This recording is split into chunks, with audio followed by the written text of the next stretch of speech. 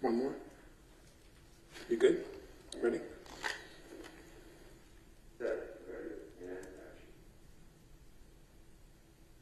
Arlen Rust?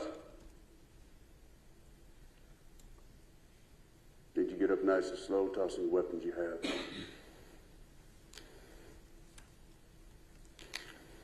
Well, how close can I get? Right there?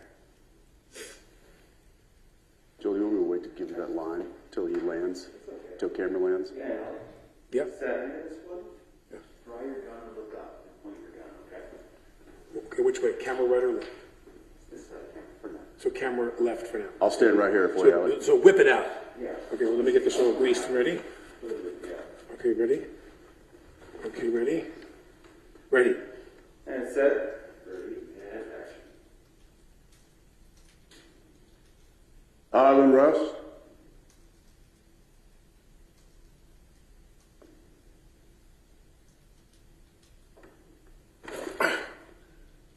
Do one more just like that. You got one more?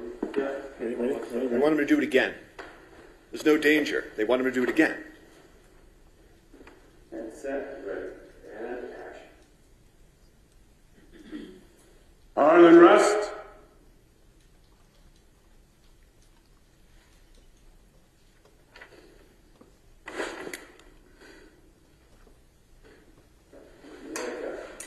Nice.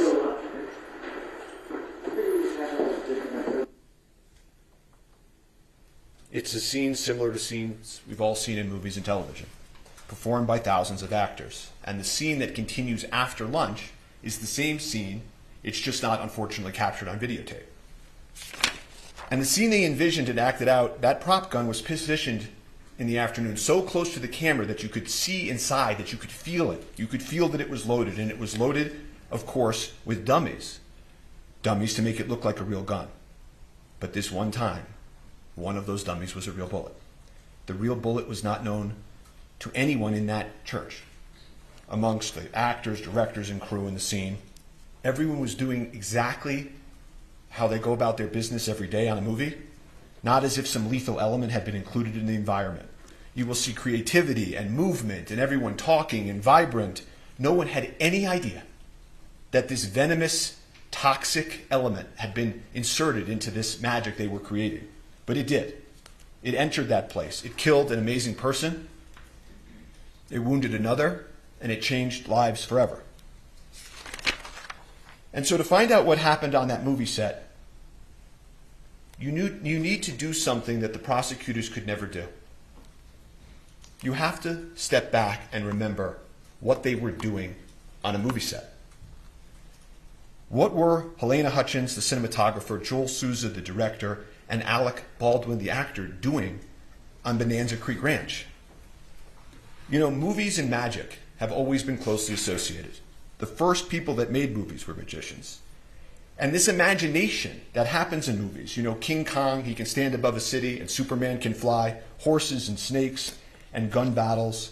For this to all work, for cinematography, what Helena did to work, for acting to work, you have to be so close to the barrier of real and imagined that the viewer feels that they're there, that it's real. The viewer can't see strings from the stuntman. The stuntman must leap. The snake must hiss. And guns happen in movies. All over this country for many decades. Bang, bang. You've all seen it. Guns have been an element of theater and film and television since the earliest of times. Depictions of war and combat. Spartacus, it stirs audiences because it feels real. Later films, Platoon, Apocalypse Now, they showed the unvarnished realities of war. This ranch in Santa Fe, it had been the scene to many gunfights and movie scenes, well before Alec was even born. Laramie, Butch and the Sundance Kid, and these westerns. Your Honor, may we approach? Yeah.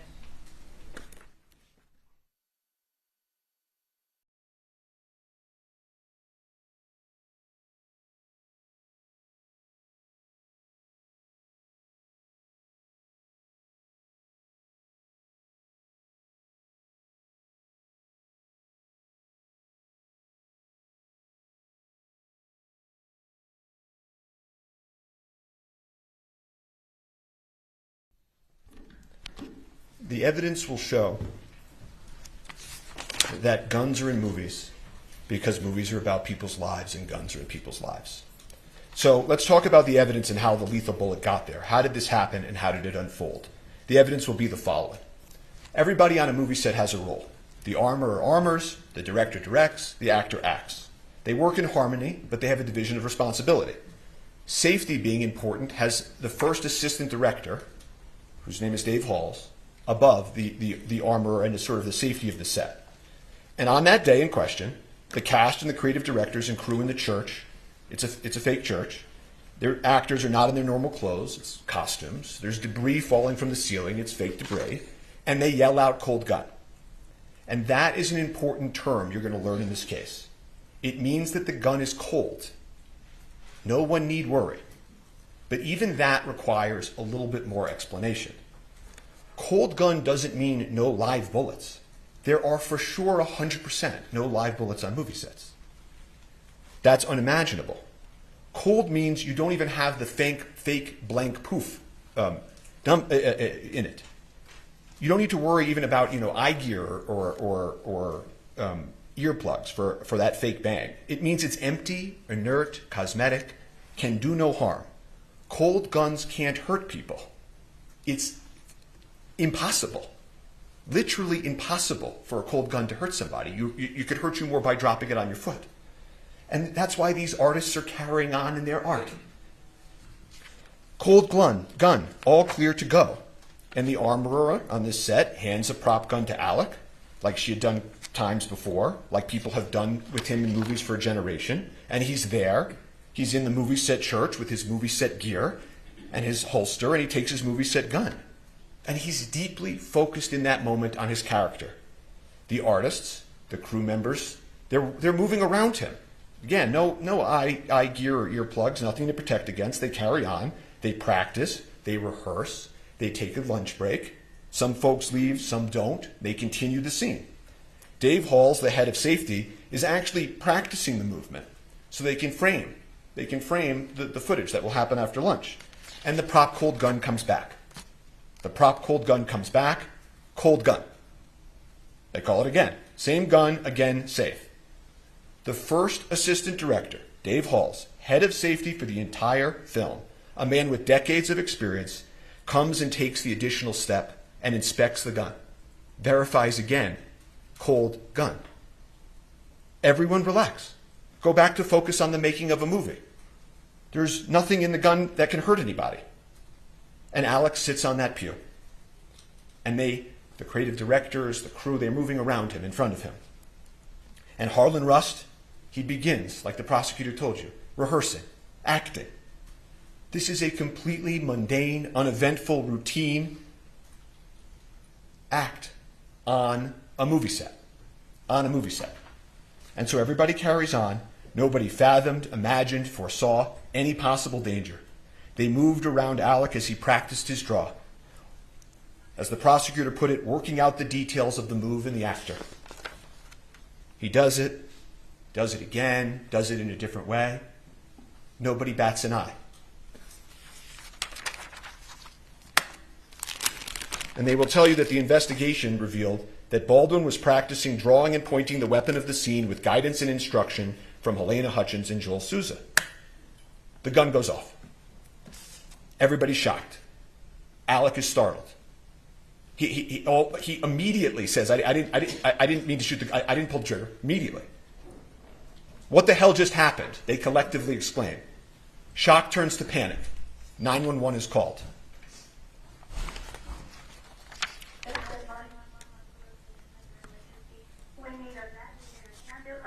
Out at Bonanza Creek Ranch right now. We've had 2 people shot on a movie set accidentally. You said someone was shot? 2 people accidentally with gunshots as on movie set, Bonanza Creek Ranch. Okay, Send it. I'll connect you with medical dispatcher. Don't need that. San Jose Fire and EMS, what's the location of the emergency? Bonanza Creek Ranch has had 2 people accidentally shot on a movie set by a prop gun. We need help immediately. Okay? This fucking AD that yelled at me at lunch because asking about revisions. This motherfucker. Did you see him lean over my table and yell at me? check the guns. He's responsible for what happened in the company. Now, Mimi? No. I'm a script supervisor. How many people were injured? Two that I know of. I was sitting, we were rehearsing, and it went off, and I ran out.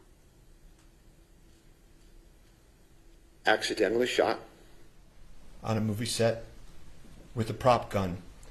The fucking AD, it was his responsibility. Not a word about Alec Baldwin. While they're en route, police, EMS, the cast and crew are outside trying to figure out what happened, frantic, talking to those responsible for the prop and its safety. The armorer is yelling, sorry. Hall's the first assistant director is panicked.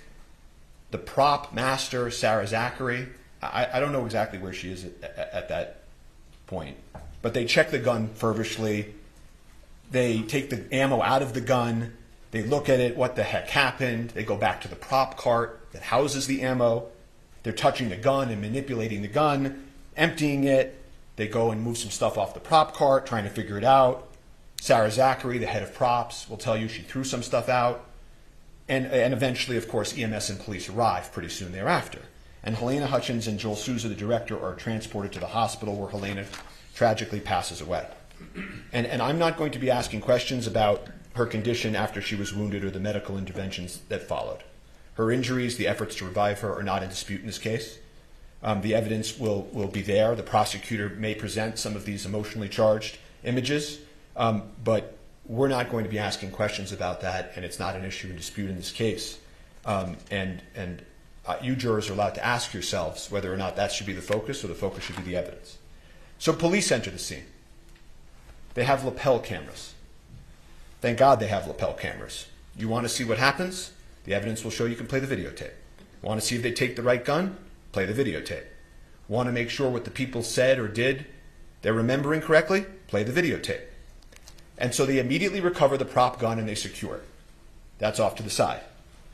And the reason that you preserve things in the moment is so that you know what existed in the moment, the evidence in the moment, the people and the witnesses and what they said in the moment. These folks, the members of Rust, they'd never been through anything like this before. That is why what they originally said matters so much in this case. If you remember anything I say today as the evidence proceeds, remember that. Look at the evidence of what the people of Rust said and did that day. Life changes, memories change, there are human motivations, internal pressure, external pressure. That's why preservation is so important. So the police continue. In terms of the prop cart and the prop ammo that's on the cart, it's manipulated, altered, kind of messy. And, you know, at this accidental shooting on a movie set, the police begin to make some mistakes. No one had ever investigated a prop gun on a movie set before. They recover the prop gun, but they don't wear gloves. They don't have the prop cart inside the crime scene. Someone moves it onto the crime scene. People start touching it and showing, okay, this is a dummy, this is a blank. And then they make another mistake that matters in this case with some more significance, which is that they don't secure the prop truck that houses the cart. See, that cart that they roll off comes from a truck where all of the ammunition, all of the firearms are, and that's where they're stored. They don't secure the prop truck for several days. And then the prop house that supplies the truck, that supplies the cart, they don't secure for over a month. A lot of mistakes. They had never investigated a case in a movie set. But they had the prop gun. That was key. And so they needed to figure out where the live bullet came from. They had the shell casing, Starline brass. That's the sort of make. You'll hear that phrase, Starline brass. And the police were right to focus on that. That was the lethal element. And so they work outward. Makes good enough sense. Folks around the ammo and the gun to be interviewed at the precinct. The armorer at the precinct. She loaded the live bullet. Hall's head of safety. He double-checked. And Alec walks up to the police. You'll see this early today. And he says, I'm here, whatever you want to do, whatever you need me to do. Just tell me where to go. And Sarah Zachary, the prop master who threw out the stuff at the cart, they missed her that night to bring to the precinct. But the rest of them at the precinct. And thankfully, we have the lapel cameras. And then they cleared the gun outside after his request, and I witnessed them clear it and saw the bullets.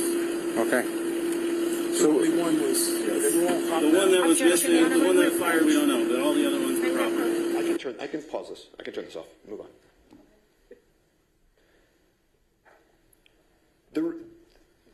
That was just a quick snapshot of the scene. Let's approach each other. This is, Ms. Johnson? They consented to the exhibits.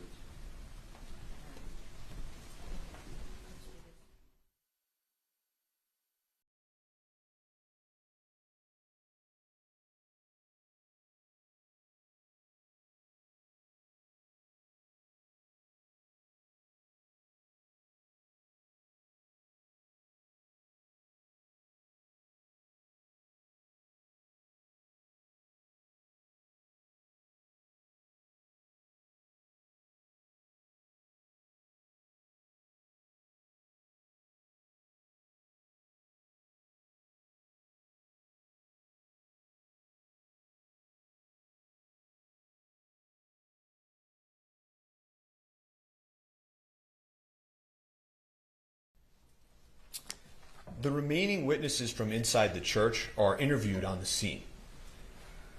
They're interviewed with lapel cameras. They're interviewed by the lead detective, Detective Cano.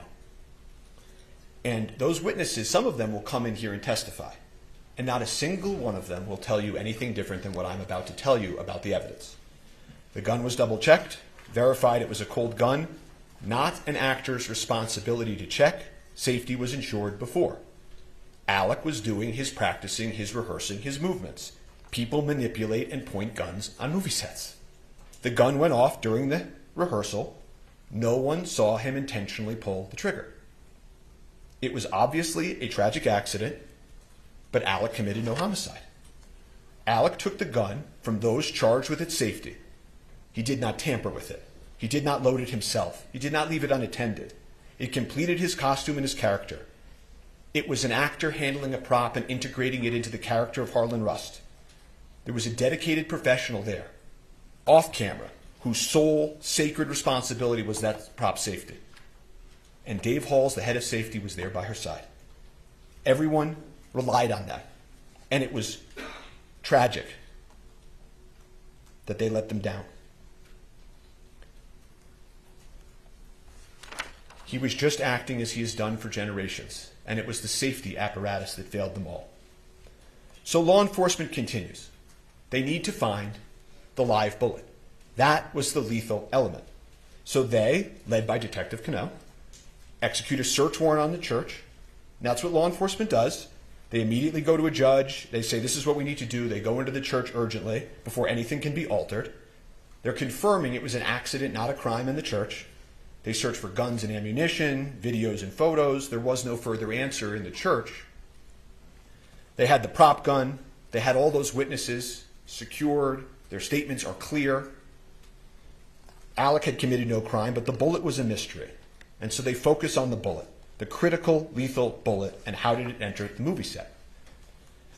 So they had the prop cart, and then they go do the warrant on the prop truck. And so at that point, and I'm going to put up a photo so that you can see who some of these individuals are. They're trying to figure out when they go to the truck, what is the source of the lethal bullet? And so they execute a warrant on the truck approximately a week later. The Seth Kenny that you heard about in the prosecutor's opening, the supplier for the set, he's there. Sarah Zachary, the prop master, she's there. And they walk through what's inside of the prop truck with law enforcement. But there's no answer to the lethal bullet. And you know, this case then takes on, all this pressure. The media begins swirling. Where is the lethal bullet? How did it get on that movie set? And what about that actor, Alec Baldwin, who had nothing to do with why the bullet got on the movie set? And so police and prosecutors, they work hand in hand, meeting after meeting, trying to find the lethal bullet,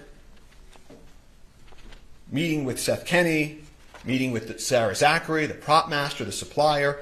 Where is it? And about a month after the incident, Sarah Zachary finally sits down with law enforcement to answer some questions. And she explains to them that she threw away some stuff. She disposed of some stuff. And the prosecutors and police keep meeting, swirling media, and then At that point, they go to the last step, right? We've done the cart, we've gone to the truck, we met with Sarah Zachary, and they go execute a search warrant on, as the prosecutor told you, PDQ, the prop house. And again, Seth Kenny's there to greet them, let them in, and they don't find the lethal bullet. They never did. They never did. And as things roll into police and prosecutors, cell phones and photos and forensics, looking for this shiny object, they found another shiny object. Instead of trying to find the source of the lethal bullet, they focused on Mr. Baldwin. But Mr. Baldwin was like every other actor. He goes bang bang in movies. He's told when guns are cold or not. He rehearses and acts as his character. Safety proceeds before the actor. Once the actor has the prop gun, he can handle it however a person he's acting as would. A properly cleared gun can't hurt anybody. And so they told you about some of the things that Alex said in the statements that they will take or pick out a few lines from. But he won't tell you anything different, that he took a gun loaded and cleared by the armor and the AD. He made motions with the gun as he was rehearsing. He didn't intentionally pull the trigger. The gun just went off. And he does say, I didn't have a problem with the gun before. And this idea, that they said that he didn't want to check because he would offend them, in this moment, he's been doing this for 40 years, the evidence will show. And he has habits, and there are also SAG guidelines that tell actors what to do and what not to do. And the SAG guidelines don't tell actors to check the gun. You will see them. That's not the actor's role. And so I guess the point that they're trying to make is that why in this specific moment he doesn't break his habit of 40 years and check it differently and sort of insult them this one time. If he had done that and started playing with the gun in that way, they'd be saying, arrogant actor, why is he doing that? So they will play these statements, Alec's statements. You're going to hear a man in shock and grief. A father, an artist, worried about his family. You hear he's, on one of the calls, he's going to meet with the decedent's family, the Hutchins family, and he's upset about that. He will talk to law enforcement. He will call them. He doesn't need a lawyer. He didn't commit a crime. He will call them and offer to meet and speak over and over again. And ask anyone in the acting world. Actors know. Actors rely on armorers and point guns and shoot guns.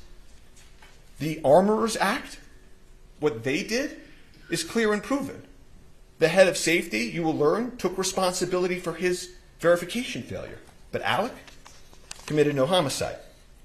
So law enforcement didn't have a homicide case against Alec Baldwin. But they changed the question. You heard the prosecutor tell you about this. Did he pull the trigger? Did he pull the trigger? Did he intentionally pull the trigger? And if he did, of course, that would only make his statement incorrect. Right? That would mean he would have misspoke, been incorrect. And I want to stop for a moment and just tell you, because you're going to hear a lot of testimony, expert testimony like the prosecutor told you, about the gun functioning imperfectly. Did he let the hammer down when he cocked it? Did he hit the trigger? Did he, in a calculated manner, as the prosecutor made a motion, fire the gun like that? And when this issue is discussed, it's easy to sort of pull yourself into courtroom land and away from a movie set. On a movie set, you're allowed to pull the trigger. So even if he intentionally pulled the trigger like the prosecutor just demonstrated, that doesn't make him guilty of homicide. He did not know or have any reason to know that gun was loaded with a live bullet. That's the key. That live bullet is the key. That is the lethal element. But again, as the prosecutor told you, if they could prove that he intentionally pulled the trigger and he was imperfect, imprecise, wrong with what he said, then maybe you take that and you say he's lying. And if he's a liar, he committed homicide. And so what they do is they take the prop gun. They're blinded by the shine. They're blinded by trying to disprove Alec. They take it and they order a destructive test on the firearm. They order the FBI to take a test that they know will destroy the firearm. It's a pointless, unnecessary test where they blindly try to make this big case by taking a mallet and smashing the firearm. At the time that they did that, they knew that Alec had adamantly maintained, that he was manipulating the hammer and the gun just went off. that the witnesses said it went off out of nowhere, that there are these accidental discharges that happen on the set, that guns have issues in the real world, that this gun had a hair trigger, and the owner's manual of this specific gun actually says that if you load it with a live round or any round in the chamber, in that last position, and you drop it like you see a cowboy in a movie, this type of old cowboy gun can accidentally go off.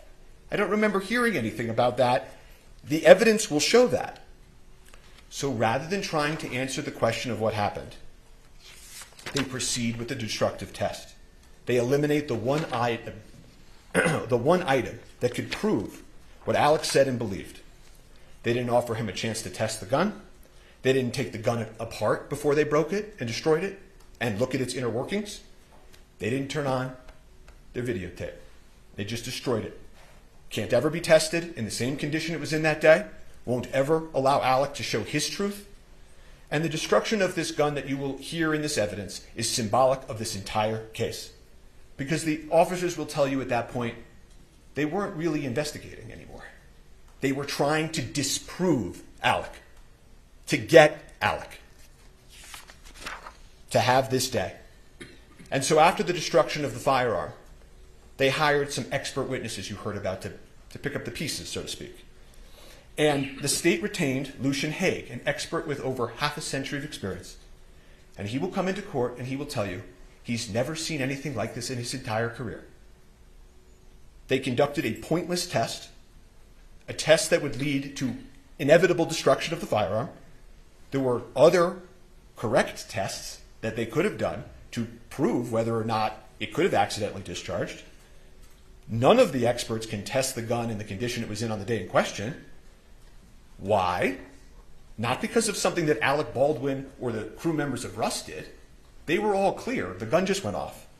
But because of something that law enforcement did. And they deprived him of that opportunity. However, Lucian Haig will tell you that in his analysis, he did find modification that he thought likely pre-existed the FBI testing.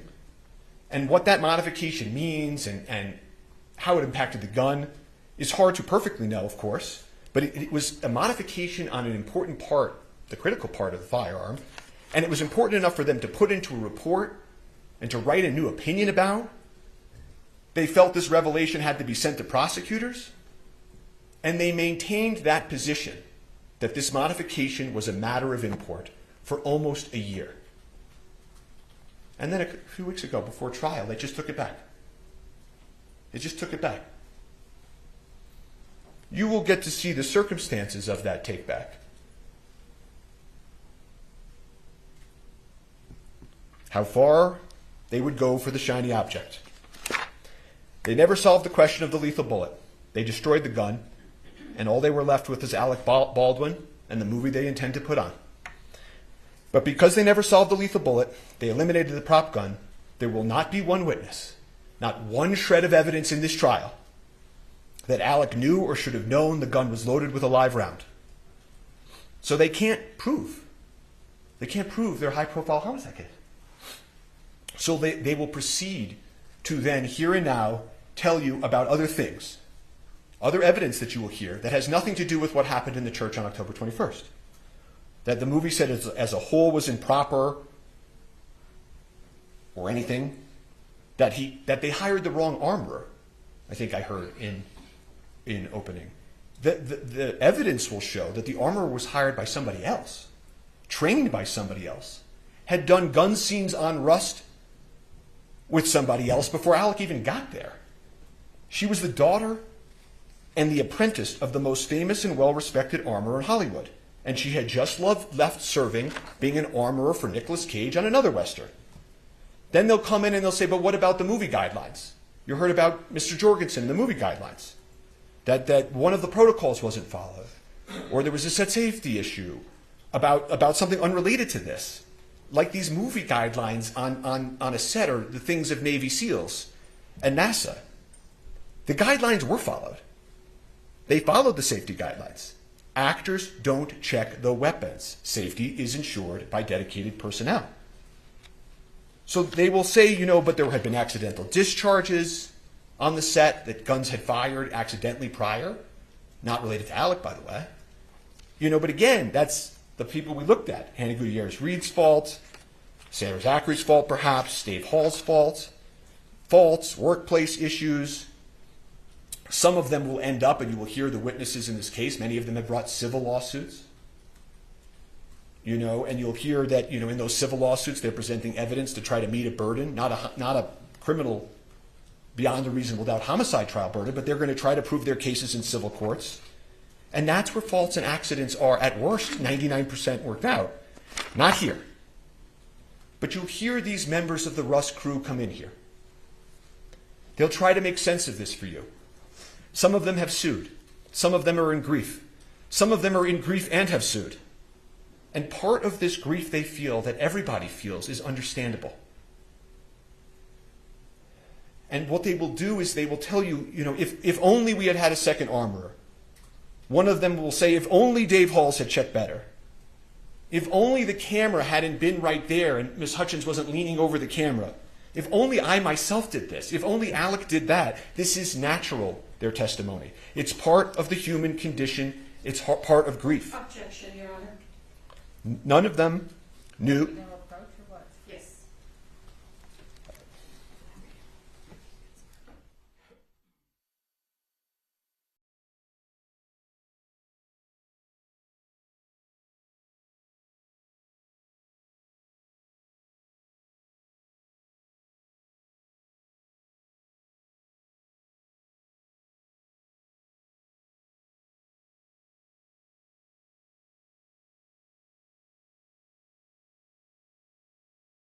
As I was saying, the witnesses, in their grief, will look for reasons to try to make sense of this tragedy. But again, none of them knew or should have known about the lethal bullet either. No one had any idea that it was on that set or in that gun.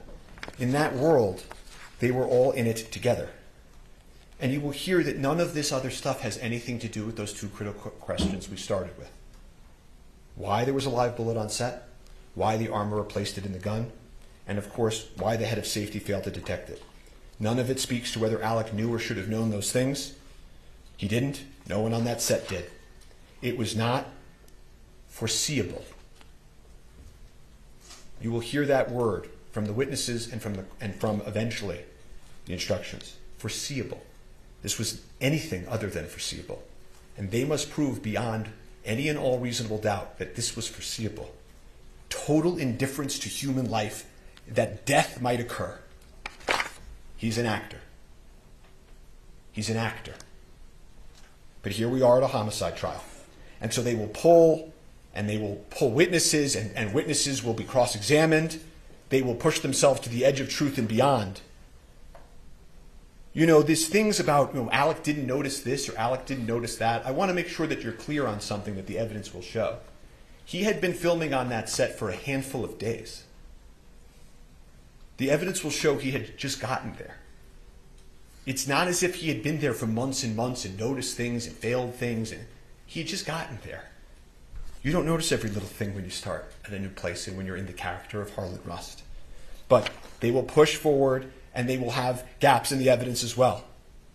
Don't expect you to be hearing and for them to call the first AD head of safety. I don't know if you'll be hearing from the lead detective, Cannell, who investigated this case. The lead detective. Or the sergeant that supervised him, Sergeant Zook. I don't think you'll hear from Mr. Schilling, who was the lead investigator for the prosecutors. And so as you hear this, you jurors can assess about that gap of evidence. And there's one thing that I can tell you will not hear also. You will not hear from an actor or an expert in acting. And so they will play the videotapes of Alec Baldwin, the actor, acting. They will show you perhaps over and over again him in shooting scenes. Bad Alec shooting a gun the wrong way in a movie scene. They will try to get you to picture that and forget that this was a movie set in the first place. And you will see actors in a Western acting. And your mind might go to your favorite gun scene in your favorite movie. You may picture actors and actresses doing exactly what you see here. The other actors in Rust doing the same thing that Mr. Baldwin was doing. But when you come back from that moment, remember, this is a homicide trial. And you will see soon that the reason they play those videos of him over and over is because they don't have any evidence of actual homicide. And you will learn the truth. Not a day goes by when we don't wish Alec had saved her life. But never, the witnesses will tell you, in the history, is something that an actor has done. Intercepted a live bullet from a prop gun. No actor in history. No one could have imagined or expected an actor to do that. So just remember that truth. So when they cry out justice, justice is truth. This was an unspeakable tragedy. Alec Baldwin committed no crime. Thank you. All right, thank you. What we're going to do now is we're going to take our morning bathroom break. So please don't talk among yourselves or anyone else about the evidence received here in court. Follow what Mr. Bing tells you to do, and we'll see you back here about 20 of. All right, thank you. All rise for the jury.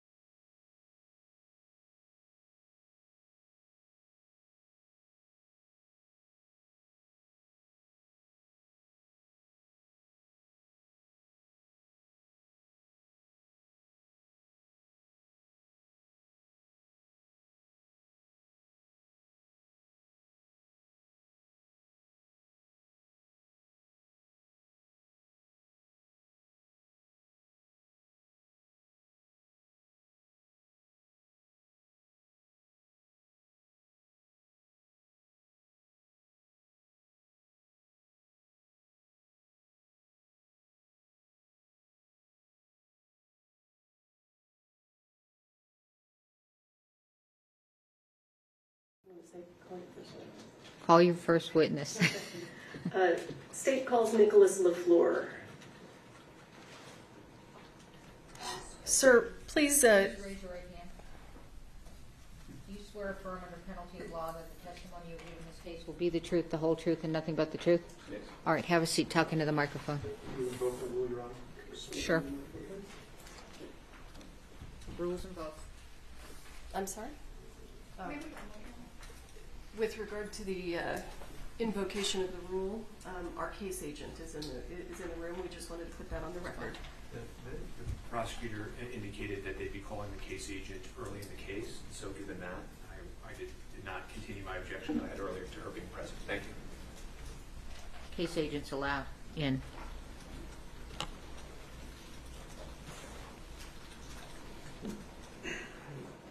Sir, state your name and spell your last name for the court record, please. My name is Nicholas LeFlore. My last name is spelled Lefleur. And how are you currently employed? The City of Santa Fe Police Department. And what do you do there? Police officer. How long have you been employed at the City of Santa Fe? 2 years. Can everyone hear Officer LeFlore? Okay. And prior to working for the Santa Fe Police Department, did you work anywhere else? Yes, ma'am. Where did you work? The Santa Fe County Sheriff's Department. And how long did you work at the Santa Fe County Sheriff's Department? About 2 years. And were you on duty on October 21st of 2021? Yes. Did you receive a dispatch call? Yes. Can you tell us what you received and what you did? A call came in that there was someone shot at a movie set. Unclear who shot, how many were shot. I happened to be the closest person to the call and arrived on scene first. So when you arrived on scene, when you say first, were there other law enforcement officers there? No, not at the time when I got there. Were there any other first responders present? There was some fire personnel and what they called the scene medic for the movie set, I guess. You said a scene medic? Yeah. Okay. So when you, let me ask you, when you receive a call for a shooting, what's your primary concern? Priority life. And what do you And to mean when make you say priority life? Make sure whoever needs help gets help and that the threat is stopped. And when you arrived on the scene, and where was it? Bonanza Creek movie set, I guess. It's quite a ways off the interstate. Okay. And what county and state is that in? Santa Fe County, state of Mexico. Okay. So when you arrived there, give us an idea of what you saw. What was going on?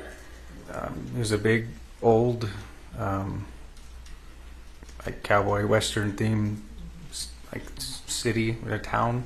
There's a bunch of people running everywhere, bunch of cars, bunch of people pointing.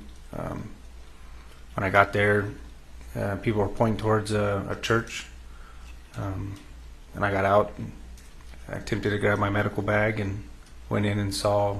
Hang on, I'm gonna stop you there. Approximately how many people were there on scene? I don't have the direct number, but there was more than 100 people. Have you ever been called to a shooting where there were 100 people already on scene? No. Did that present any specific challenges for you? Yes. Explain to us what those challenges were. Just there's a lot of moving parts. Just got to take it one piece at a time. See who's hurt. Make sure that nobody's continually getting hurt, and then 2, the person who's hurt, medical attention is being given to them, and then go from there. Okay. And when you arrived on scene that day, were you running your body-worn camera? Yes. The state moves for the admission of State's Exhibit 4. No further objections, Your Honor. Am I? Are you? I want to just make sure I'm connected. I'm ready to play it. Permission to publish? Was he going to recognize it first, or are you satisfied with the foundation? Yes, Your Honor. We've consented to both lapel videos All right, today. That's fine. Okay. So you may publish. This is States 1? 4. States 4. Okay. How do I get the monitors to come on? Ryan's going to do it. with Okay. You know how to do it? Go ahead, do it.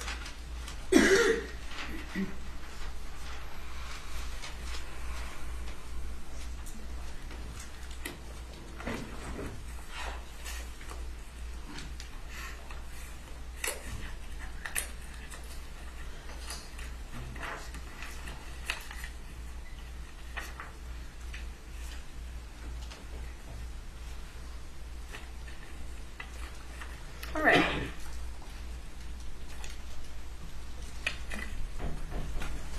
Looks like the meds are here at the gate. Tell them that I'll stop and tell them they can follow him. Hold on, his monitor's not on. Are your monitors on? Yes. This one's not. We'll turn it on. It's on, but it's green light. Green light's on. Let me go get the adapter. Well, can he redo it from here while he's looking? Or do you want? Sure, if the monitor won't just come on. He's got to get the adapter. Go get the adapter. Okay. Officer LeFlore, do you want to turn around and just look at the monitor on the wall behind you? It doesn't matter, man.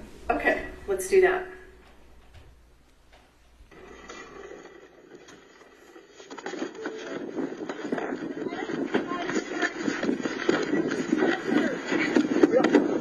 You got your atomic kit? Yeah, I'm trying to get it out. Stupid new truck. Are we inside with the BBMs? Officer LeFlore, tell us what's going on in the video right now.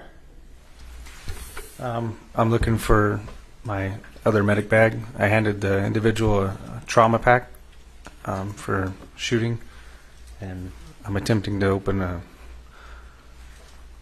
one of the storage boxes in the back of the truck. Who was the individual that you handed something to? I believe it was a fire personnel that I followed in, a volunteer firefighter maybe. And I thought I heard the word, is it BVM? It's for CPR. It's a bag valve mask. Valve mask. BVM. Okay, thank you.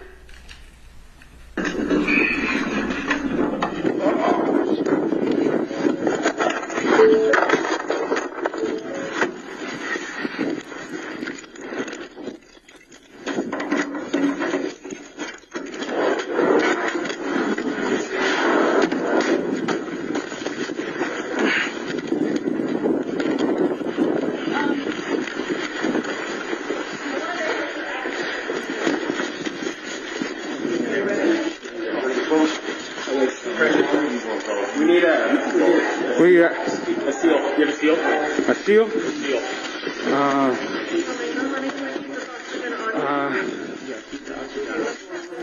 I got a sterile glove and a packing gloves. Okay. Right here. Are you over there? Over there? Yep. Yeah. My hand is on it. Talking? Where's that? Right shoulder. Oh, we're going to get you up. Who she shot at? She came in here and went across her chest. And came out the back and went into the... You want air flight? Yeah, we got one en route. Okay. And what are you talking about there when you say air flight? Helicopter that's designed to transport people that need advanced treatment faster than an ambulance. It's a helicopter that air paramedics basically. Did you call for the helicopter, or did someone else do that? Do you know? That individual said that they had already called one, but I called one for one as well. You called also? Yes, ma'am. And why did you feel that it was necessary to have a helicopter arrive? Someone who was shot across the chest. We're quite a ways out for an ambulance in reference to where the hospital is. So. And when you say you were quite a ways out, how far away is Bonanza Creek? From a hospital? Sure. Running lights and sirens, I don't know, 15, 20 minutes or more. Okay.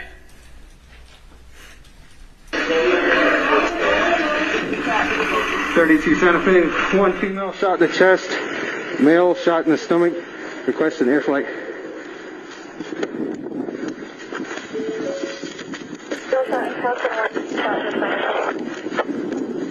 Requesting air flight. I heard you there say male shot in the stomach. Is that what you said? I'm not sure. I didn't really hear it. Well, as you sit here today, do you recall where the other person was shot? Somewhere in the chest Okay. or shoulder area. Thank you. It's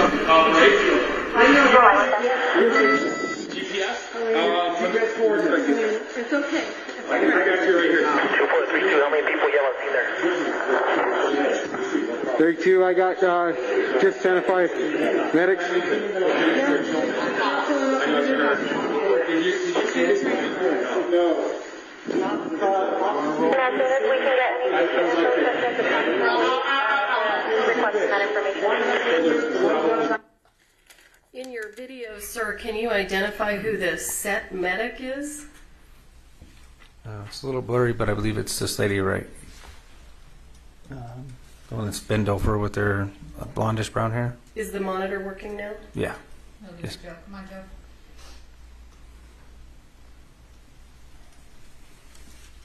This monitor is working now. Oh, it is. Yes, ma'am. Okay.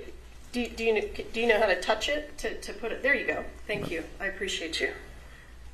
You can go ahead and remove that. Oh, I don't know how to move it. Can you show them how to remove it? Oh, push on the menu button. Clear. And then there's a clear at the end. Okay. And if it's in the way, just push menu. Do you know who these other people are that are in the room? No, I know that that person, and somebody over here, the battalion chief, they were wearing Santa Fe county fire medic shirts. So, and they came in the vehicle in front of me. You don't know who the other people are that are in the room? I know the other person shot, and then Elena Hutchins, or I maybe misspelled her name or pronounced it, and then the other assistant director, and that's about it. Okay. And you mentioned that there was a truck pulling in ahead of you. It was a volunteer firefighter truck. So did the first responders that we see here in this scene, did they arrive about the same time you did? Yes.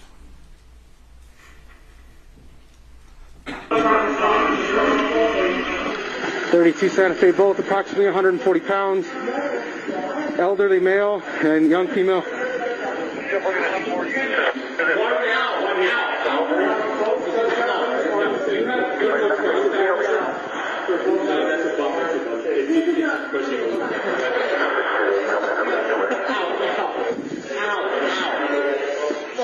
What do you need me here? No.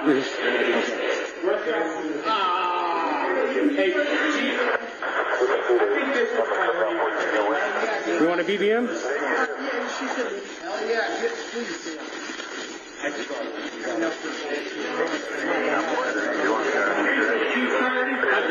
He's good. He's got a broken shoulder. This is Alex. Repeat your information. Are you flying her out? Yeah, she'll be.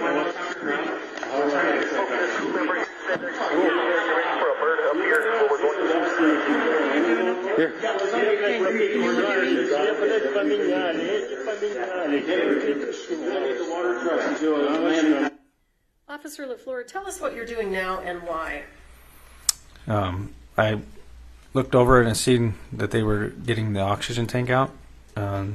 Noticed that they were using on a bag valve mask, which is more appropriate for that situation than the one that goes around their face.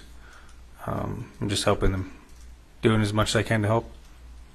So give us a little bit more information.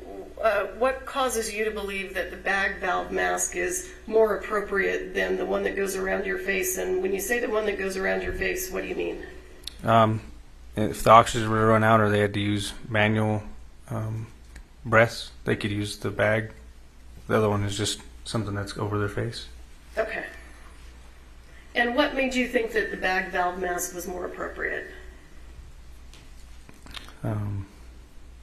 Nothing really. I just believe it's more, I don't know. Officer LeFleur, are you trained in life-saving measures? To an extent, yes. Okay. Was it anything about your training that caused you to think that that would be more appropriate? It's just what we've been trained with versus the one that was already on her. Okay.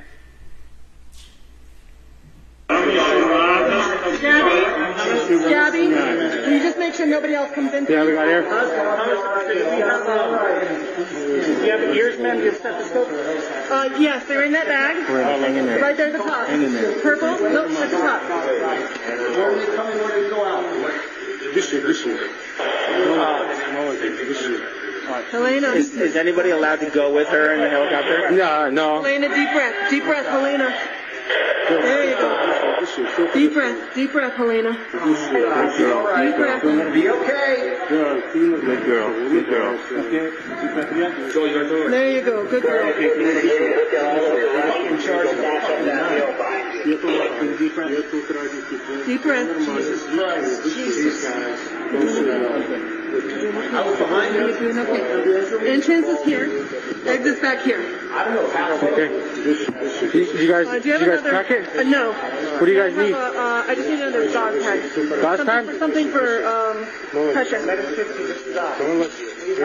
I'll take a big one. This one? No, this one's good. This one? No.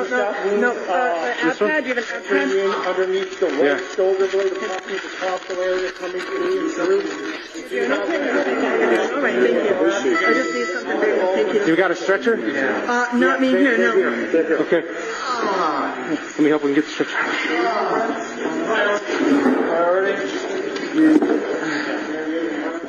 Stretcher. What are you doing now? Just trying to stay busy, help clear the way for the stretcher. The ambulance is here. Here's priority number 1. Okay. Let's start clearing it, all this stuff out of there. We get everything in here and get it out. All right, we got air flight en route. Not on me here. We can get it from the elevator. Helena? Hutchinson. This is Helena Hutchinson. What's that?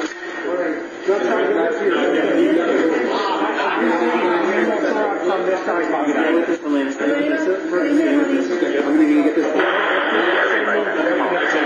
Okay, we're going to move. Okay. I got the air. Thank you. Get all that up? I'm not behind you guys. All right, see, we're going to need to get her going right away. Officer LeFleur, have additional first responders now arrived? Yes. Can you give us an idea of who's on set assisting now? So it looks like more paramedics have arrived, and Lieutenant Benavides is right there. Okay. And do you mean this gentleman here? Yes, ma'am. That my cursor's on? And who was Lieutenant Benavides? He was our day shift lieutenant at the time. Was he a supervisor? Yes, ma'am. We got it through and through on her. We went through and through on her, through the chest, and then you got one in the arm over there.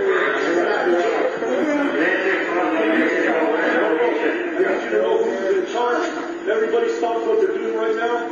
This is a Whose voice is that we're hearing? Lieutenant Benavides.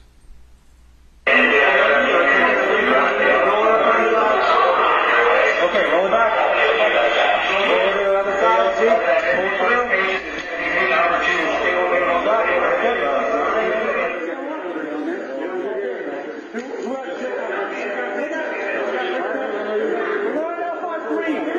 One, two, three. All right, underneath, pull. Really good. All right, let's go up and down. Let's go down there. All right, let's go get there here, okay? You keep your eyes on me.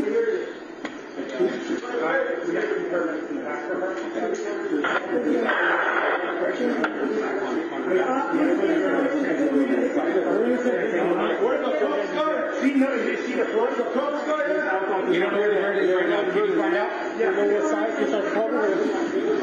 I'll take that. All right, we got some stairs, guys. Go stairs on the first step.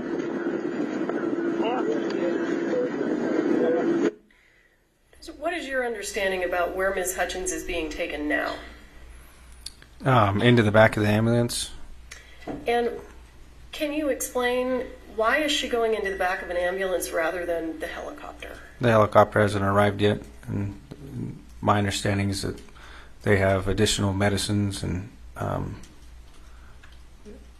equipment and measures they can take inside of an ambulance. All right, thank you.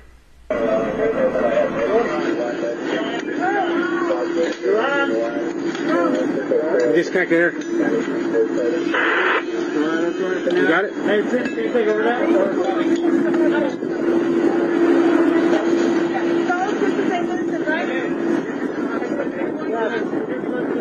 You guys want to see Vincent?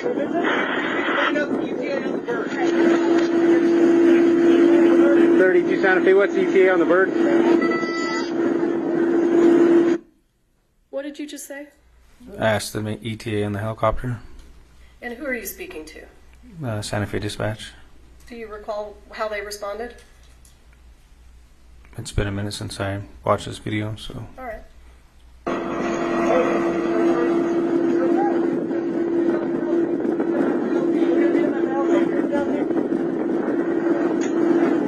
Oh, we got the bird right here.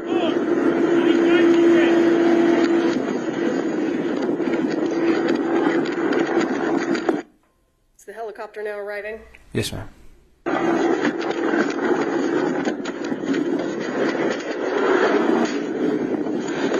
What are you doing now?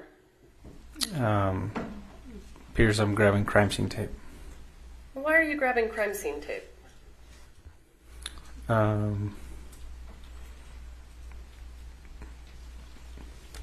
To start the crime scene. I don't know if anybody had told me to grab the tape yet, but I knew we needed to start one. So. You felt that you needed to put up crime scene tape. Yes, ma'am. Or somebody may have asked for it. What's that? I'm sorry. Or somebody may have asked me for it. I'm just not too sure. Okay. And what's crime scene tape used for? To mark the perimeter or the inner perimeter of essentially a crime scene which they want to tape off and only allow certain people in and out. Okay. And was that an issue in this scene? The crime scene? Well, cordoning off the crime scene, was that an issue here? Yeah, it was a unique situation because of the you can't really tie crime scene tape to nothing. So I think in one point they actually used our patrol units as to tie the tape around and go to the next one. And why is it important to cordon that off? Just for evidence purposes, allow only certain people in and out, because at this point we didn't know what was going on. So.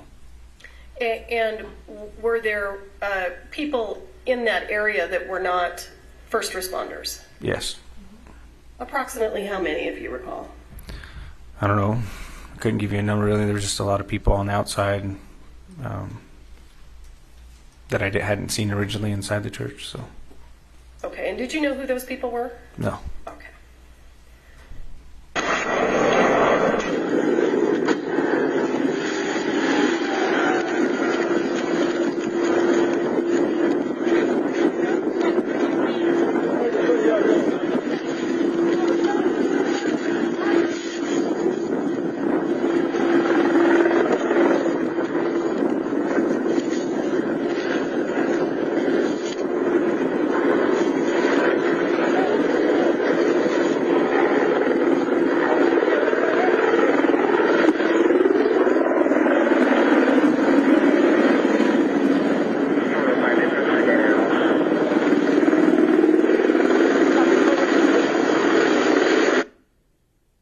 this person here in the gray shirt? Yes, ma'am. Was that a first responder? No. So when the crime scene tape goes up, what happens to that person? I can't recall. Well, I haven't watched the video yet. Hypothetically, is that person allowed to stay inside the crime scene? No. Okay. Who are the people that are allowed to stay inside the tape? Medical and for first responders. Okay.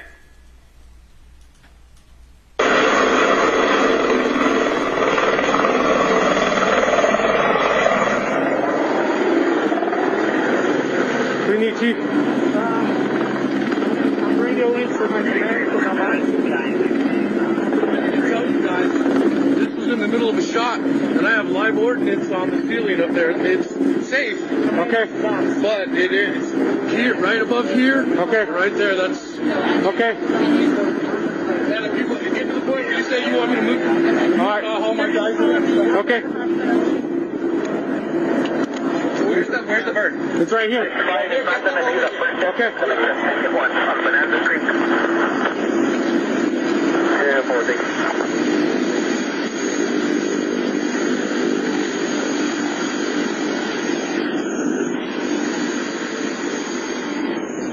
What are you doing now? I talked with the paramedics inside the ambulance, and they asked me where the helicopter was. I told him it was landing, and he asked them to bring the paramedics to them. So you're bringing the paramedic from the helicopter to the ambulance? Yes. All right.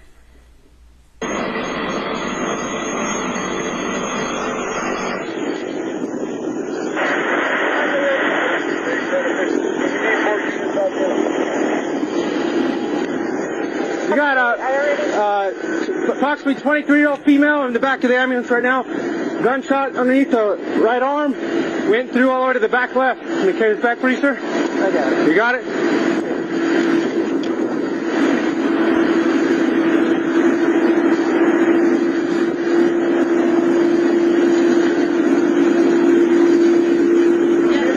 This one's priority.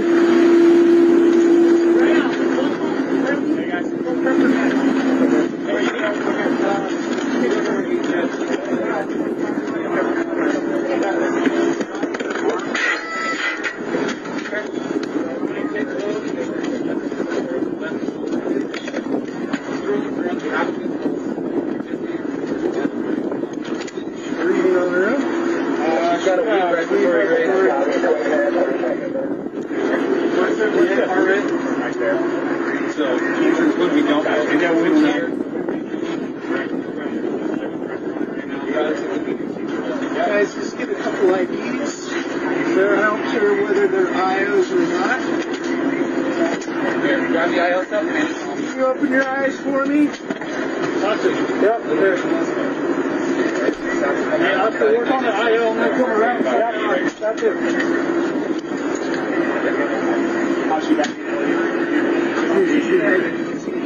If I could just have you guys just step over there for us, okay? Can I have you guys get over there for us? We're going to have to gather everybody up, get everybody's names, everybody who's on scene, okay?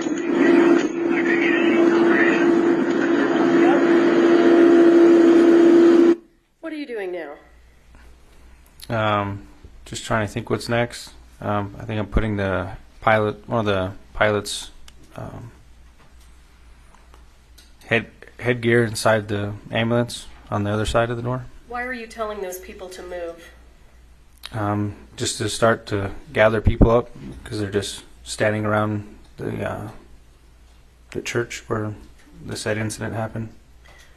Why didn't you do that when you initially got there? Just went in and made sure that medical that people were receiving medical treatment, and then slowly go with the flow, see what it could do next. Are you trained to take action to save lives before moving witnesses around? Yes, ma'am.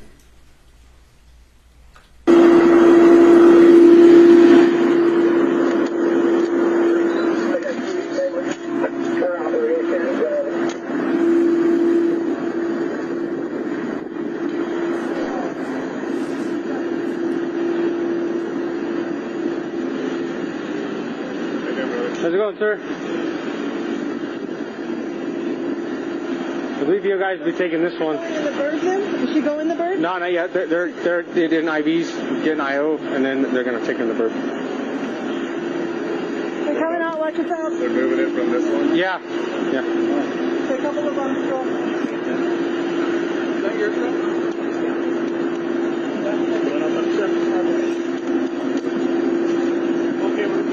And whose jacket is that? Joel's? Okay. It's got his phone. Be careful, it is bloody. Okay. It's got his phone. It's got his other stuff in it. Okay, well, we're going to just keep it here.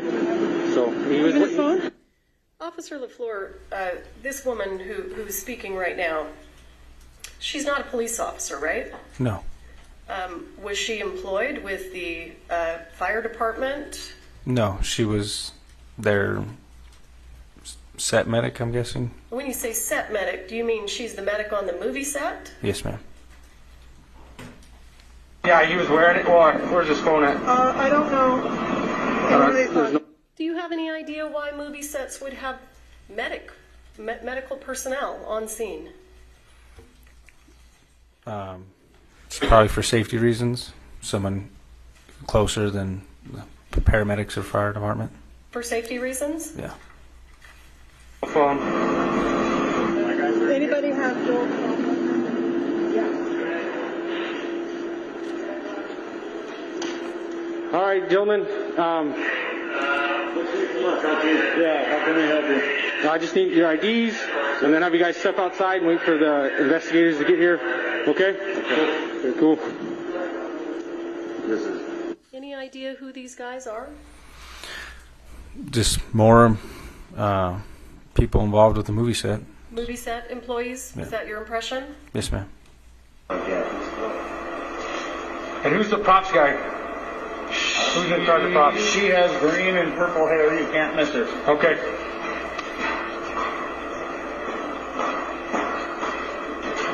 I was here when it happened. You were here when it happened? Yes, sir. Who else was here when it happened? My dad was Serge. The camera operator. It's in his front pocket. How many people do you think were in here when it happened? 3, maybe 4. 4? Maybe. Okay. So 2 more other than you 2? Reed, as soon as I see him, he was the camera operator. Reed, yes, sir. Okay, who else? Reed Russell was here.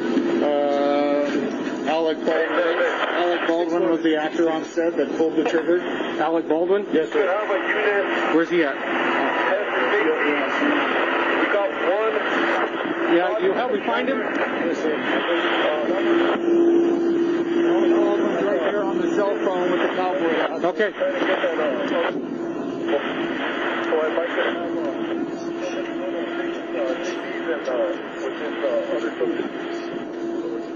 How's it going, sir? So my understanding, you were in the room when someone was shot? Holding the gun, yeah. Okay, alrighty. What do you need? Well, I know your name, so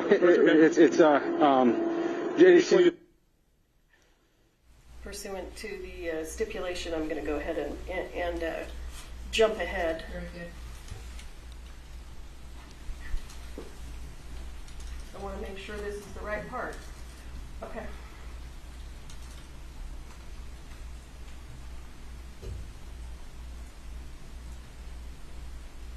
Let me get with my lieutenant and see where we want you to hang out, okay? Whatever you want to do. Yes, sir. All right, give me just a second.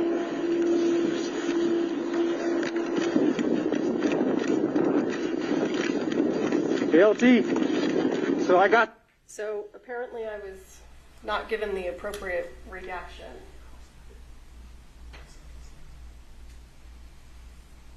You want me to jump ahead 5 seconds now? What? I need to know what to do, or I just press play. What do I do?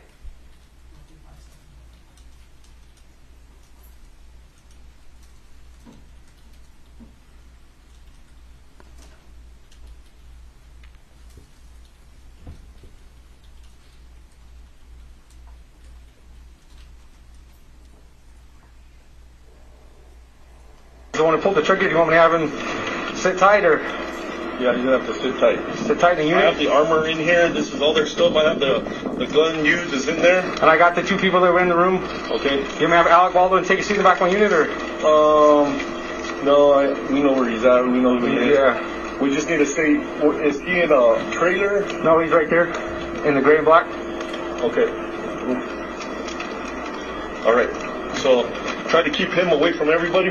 Okay. Have him talk to anybody. Okay. I can just have him sit. I can sit with him in my unit. That's fine. Okay. Okay. Officer LeFlore, at this point in time, what's your intention? I was going to go back to where Mr. Baldwin was and then escort him to my unit. When I got there, I realized my unit is over here being used as a post for the crime scene. So what did you do when you realized that?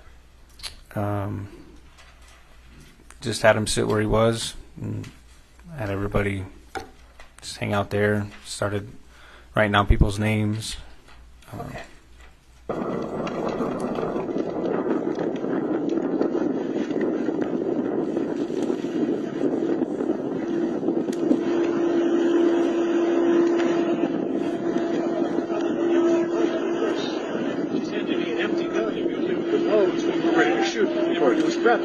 Earplugs, everything. All right.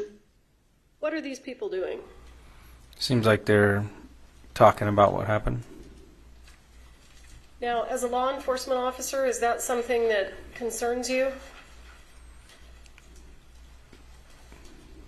Yes. And why? Why does that concern you?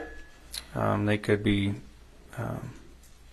one person could be telling them what they saw and mess up what they have to say what they saw.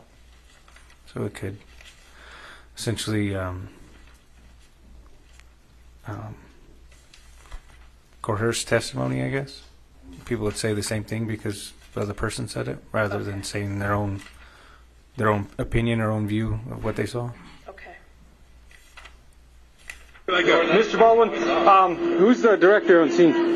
The guy that was shot. The guy that was shot? Okay. Where is he now? I think he's in the ambulance. Do you guys have a production car? Or? There's an AD. His name is Dave. I'm waiting for you right now. Okay. I'm happy to stay right here and do everything that he's doing. Well, my lieutenant just wants you to stay away from everybody and not to talk to nobody. So I was. Wait right here. We can wait right here and have everybody step back, or we can wait in the back of a patrol unit. But I prefer to not put you there. Okay.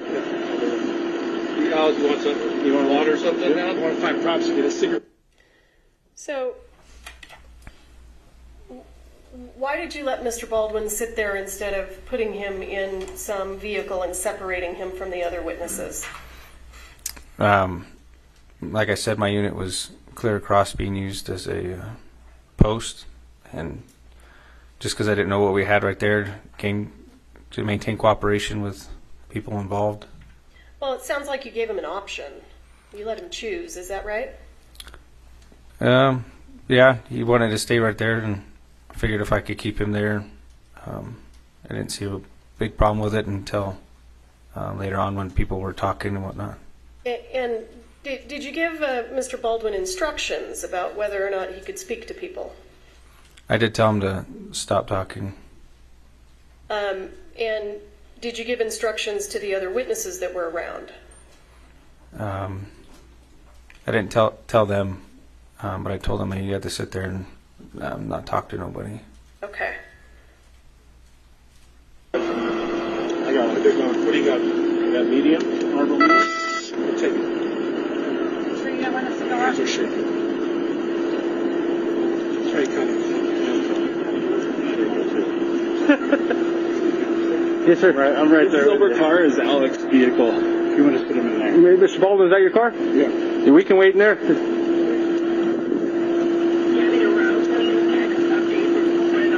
You want me to stay here? We can wait in your car if you want to. I can't smoke in the car. Oh, okay. Yeah, we can wait. Hang out right here then. Is Joe gone? They both gone? Yeah. Well, they're still working on the female. If you haven't seen the helicopter take off, then they're not gone yet.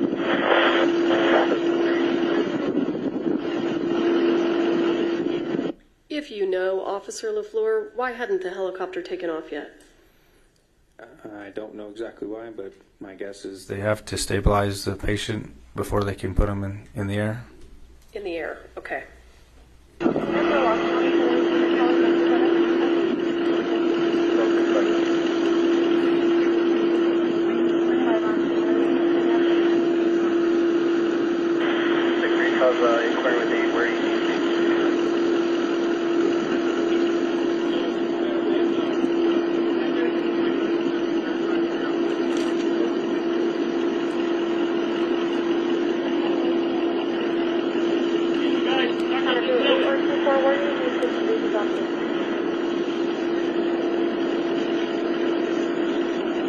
Why are you just standing there?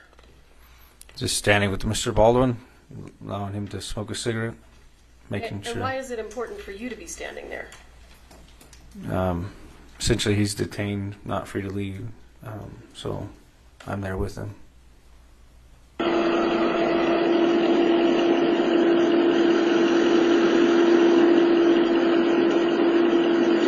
3710 interrupt with that frequency.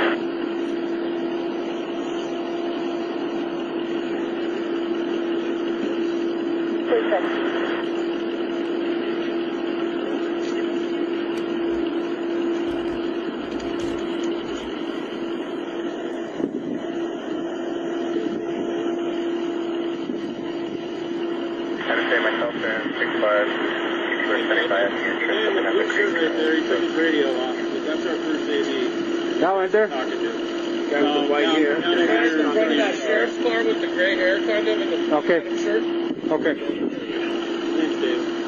Hey, is there an officer over here by now?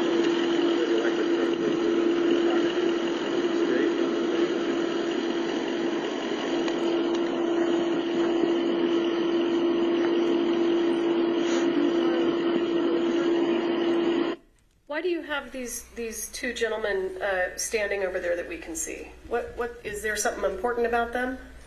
The guy in the gray I had him stand over there because he was inside the room when I first got at the church, and the other guy in the brown apparently was in the church too. So I just wanted everybody who was in the church in one area so we could easily be found. So you wanted everyone that was in the church in one area? Yes, ma'am. And are we looking at that area? To the left of Baldwin is where majority of everybody was, yes. Okay. And those were the witnesses that were in the church? From what I was told, yes. Okay. So, Mr. Baldwin, how many people were in the room when it happened? It's a crew. It's a crew? You've got some people, but a lot of crews outside, inside that building. He'll tell you. Okay. He's the one that knows what was on. He's asking how many people were in the room at the time. How's it going, sir? Deputy LeFlore. How many people were in the room at the time? Six? Seven. Officer LeFlore, who's this gentleman who's speaking now in the blue jean shirt? From what I was told, he was one of the other directors. 6 or 7? I need a definite answer. I don't know. Okay. So I got one here, the two that were injured, that makes 3, and then these two gentlemen, 4, 5. So who would be the other 2? Yeah, he's got Ross. More than 6? Supervisor, I keep track of the narrative and how many was where. I can tell you who's in the room. Okay. Were you in the room? I was at the door. You were at the door? Can I get your ID? Do you know whether or not the person in the jean shirt was inside the church and witnessed the incident? I do not know. Okay, why don't you come on over to the back of the church?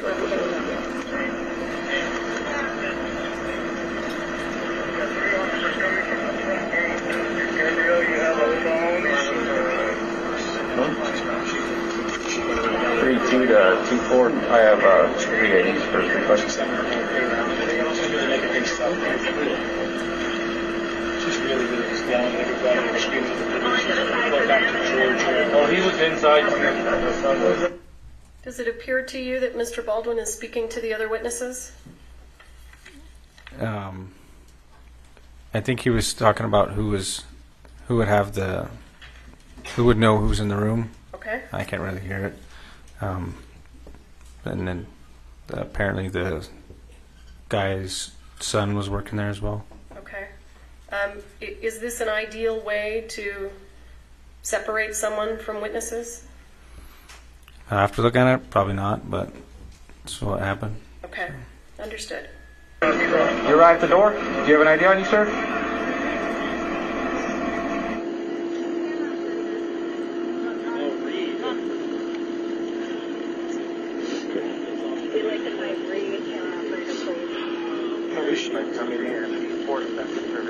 As of right now, her status is questionable. That's why we called the air light. Where were you at, sir? I was right behind him. Right behind him? Okay. Yeah, I was right behind him right when it happened. All right. So just have you guys hang out for me right here. We'll get someone to get your statement in just a second, okay? And then they cleared the gun outside after on his request, and I witnessed them clear it and saw the bullets. Okay. So the one that was missing, the one that fired, we don't know, but all the other ones were proper. They had loads. Officer LeFlore, does it seem to you right now that they're talking about the incident? Seems like they're talking about the gun that was used in the incident. All right. They were low flames. They had loads. Well, they didn't know. They were supposed to do their shake test before they put the gun on load. Officer, do you know what this conversation is about that we're watching right here? Something about a shake test. I don't know. Maybe the rounds, dummy rounds, maybe. Okay. I'm not too entirely sure. Do you agree with me that, well, was Mr. Baldwin supposed to be talking about the incident? No, ma'am. Does he appear to be doing it anyway? Yes, ma'am. After we're rehearsing, you give me the empty gun. And we don't use any of the loads. That's not until we're ready to shoot. So we put the earplugs in. You alright? I'm not alright. I'm worried about her. Yeah, well, me as well. But what's your situation? She's stable now. You hit her in the arm. Hit her in the shoulder. Hit her. Both of them took it in the shoulder. Hers came out the other shoulder, which is why it's not good. His, her shoulder blade stopped it. So, shattered. There's basically a rotting. It's a blank. But because I think it was based on the sound of how much ringing I had, I think it was a half. Officer, are they still talking about the incident? Yes, ma'am. Is there a reason that you didn't stop them since you told them not to? I think as time goes on, I tell them to stop. A bit of water. And that's okay. the barrels. But who knows what else is in the room? My other hand. You were in the room? Effects crew. Okay. Get your ID, sir. That's what I said. I think there was more than 6 or 7 guys. I think it was about 8. You see this gentleman over here on the left? Yes, ma'am. Any reason to believe he was inside the room at the time? I'm not sure at this point. Okay.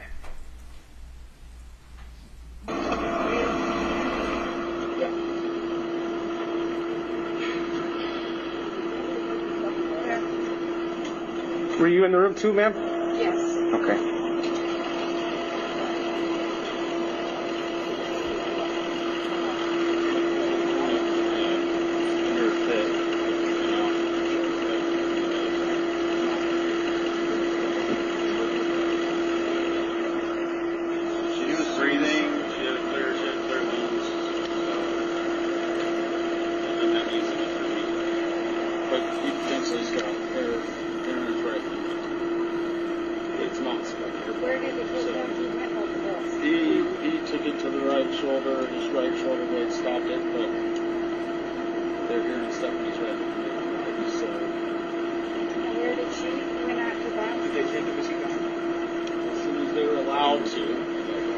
Stabilize both, and then once the sheriff says you're good to go, we'll let them go.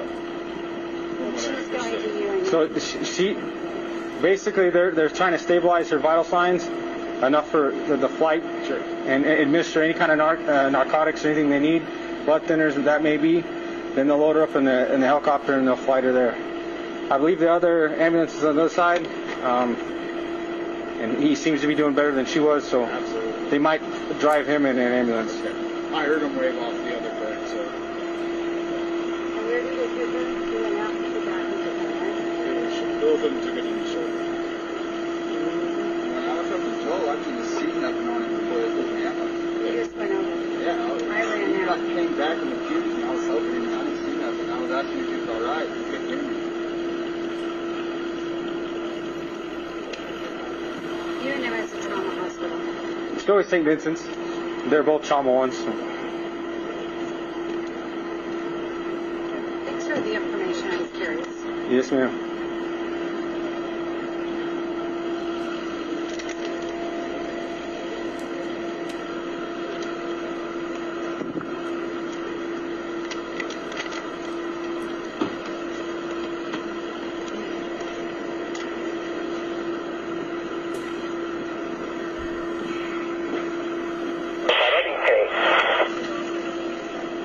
I'm just step away and call my wife. Yeah, no problem. I got more out.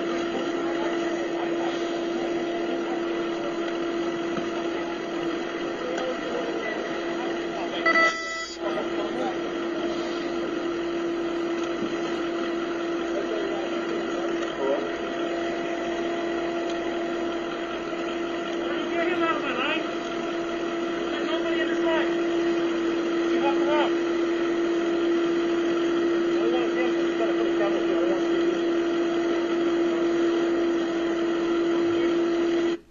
Officer LeFlore, have more first responders now arrived? Off to your right, you can see. There it is. Off to your right, you can see more patrol units showing up. This deputy showed up, but this corporal had been there for a minute.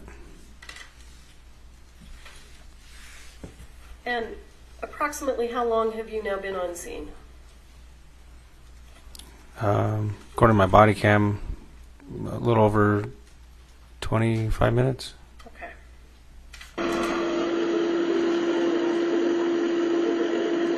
Hey, Corporal. I got 7 people there in the room when it happened, all their IDs, so. Okay. Just get it all brought down. I'm not sure what the CID put out there. It's okay. At that point in time, what was your understanding of how many people were in the room and witnessed it? I believe I said 7. Okay. Do you know whether or not that turned out to be true? I think there was actually more. I wrote all the people who said that they were in the room in my report. Okay. Hey, sir. Okay. And I'm just hanging out with him because, yeah, he's the one who pulled the triggers. Okay. Yeah, he tried it. Sorry, I was trying to set things up a while ago and. What are you going to do? Whatever you going to do.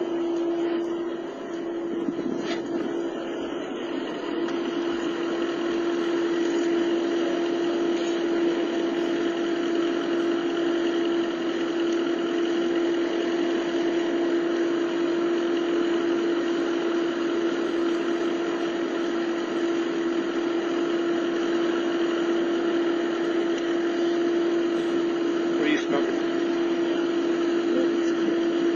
Got one on you? You got a notepad? Ready? All right. Do you have a notepad? Officer LeFlore, at this point in time, I know he's no longer in the frame, but the gentleman in the blue denim shirt, do you know whether or not he was in the room at the time? I don't recall if he was in the room or not. Okay. I know there was some director or whatnot there. Okay. Yeah, I don't have mine either. Yeah, so I can start. Yeah, I know. It came off when I was trying to pack wounds. Yeah. Okay.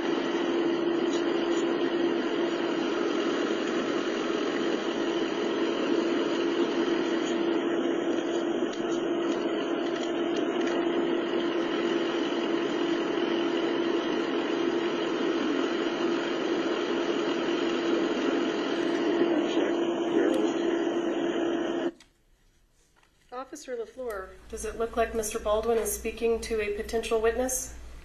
He just looks like he's talking to the guy who says his name is one of the directors, yes. Okay. Is that what you had in mind when you asked Mr. Baldwin not to speak to anyone? No. Do you know what they're talking about? I couldn't hear what they were talking about. I did hear him ask him what cigarettes he was smoking and if he could have one. So.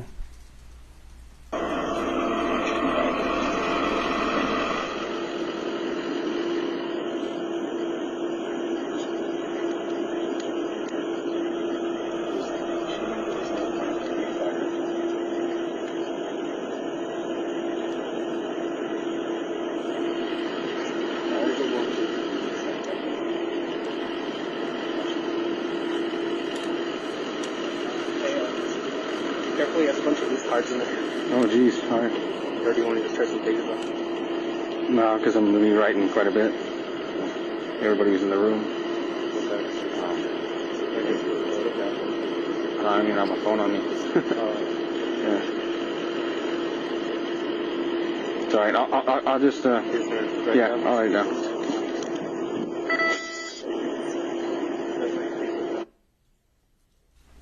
Do you see the gentleman in the denim shirt gesturing? You want me to back it up? Yeah, which one? Are we talking about this gentleman? Yeah.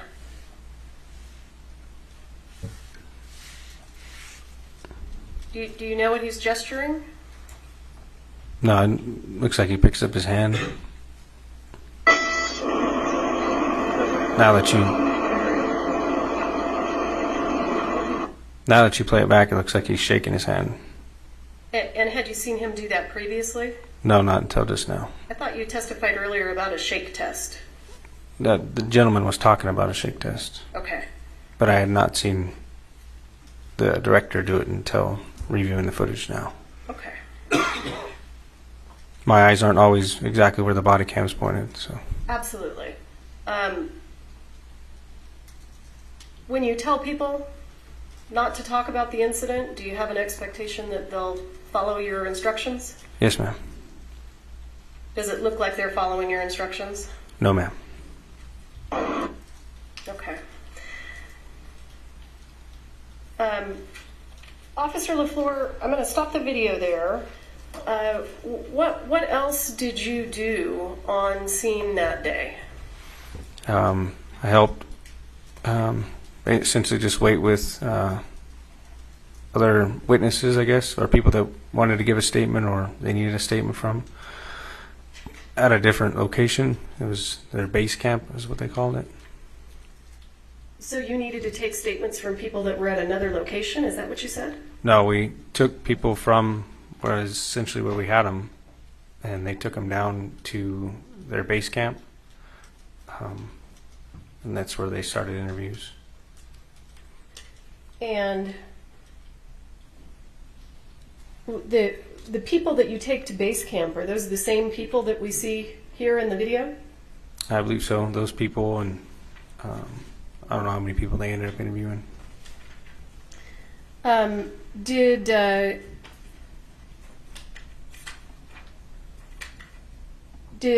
at any point in time did Mr. Baldwin tell you that he didn't pull the trigger of the gun? I believe he told me he was holding the gun. I believe in the beginning when I was leaving the church, one of the guys said that Baldwin had pulled the trigger. So just off of what was told. And I know that this sounds ridiculous, but we have to follow some jurisdictional rules. Do you see Mr. Baldwin in this frame here? Yes, ma'am. Would you point him out, please? And do you see that same gentleman in the courtroom today? Yes, ma'am. And would you point him out, please? He's sitting in the middle with the glasses. Okay.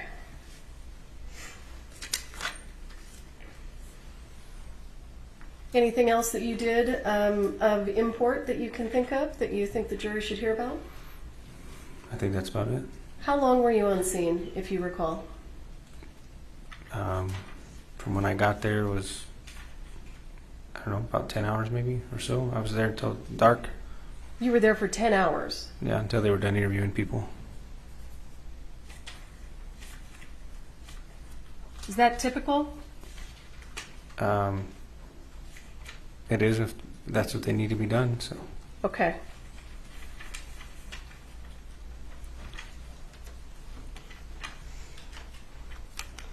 Your Honor, just for the record, we would ask that the record reflect that Officer LeFlore has identified the defendant. Yes. Thank you. I'll pass the witness.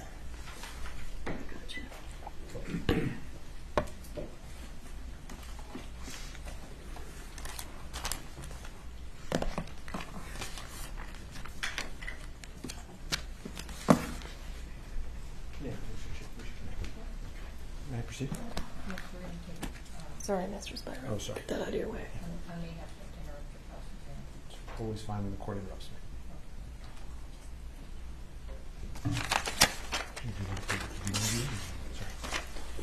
Sorry. May I proceed? Yes. Yeah. Thank you. When you got to the scene, Mr. Baldwin walked up to you and said, I was holding the gun. He blurted it out, right? yes, And in fact, he was very shocked, if you could picture Alec Baldwin in a pale state, very unsure of himself. You could say an actor out of character. Fair? sure. Object to the former question. It is Mr. Spiro testifying in the question. Okay. May we approach?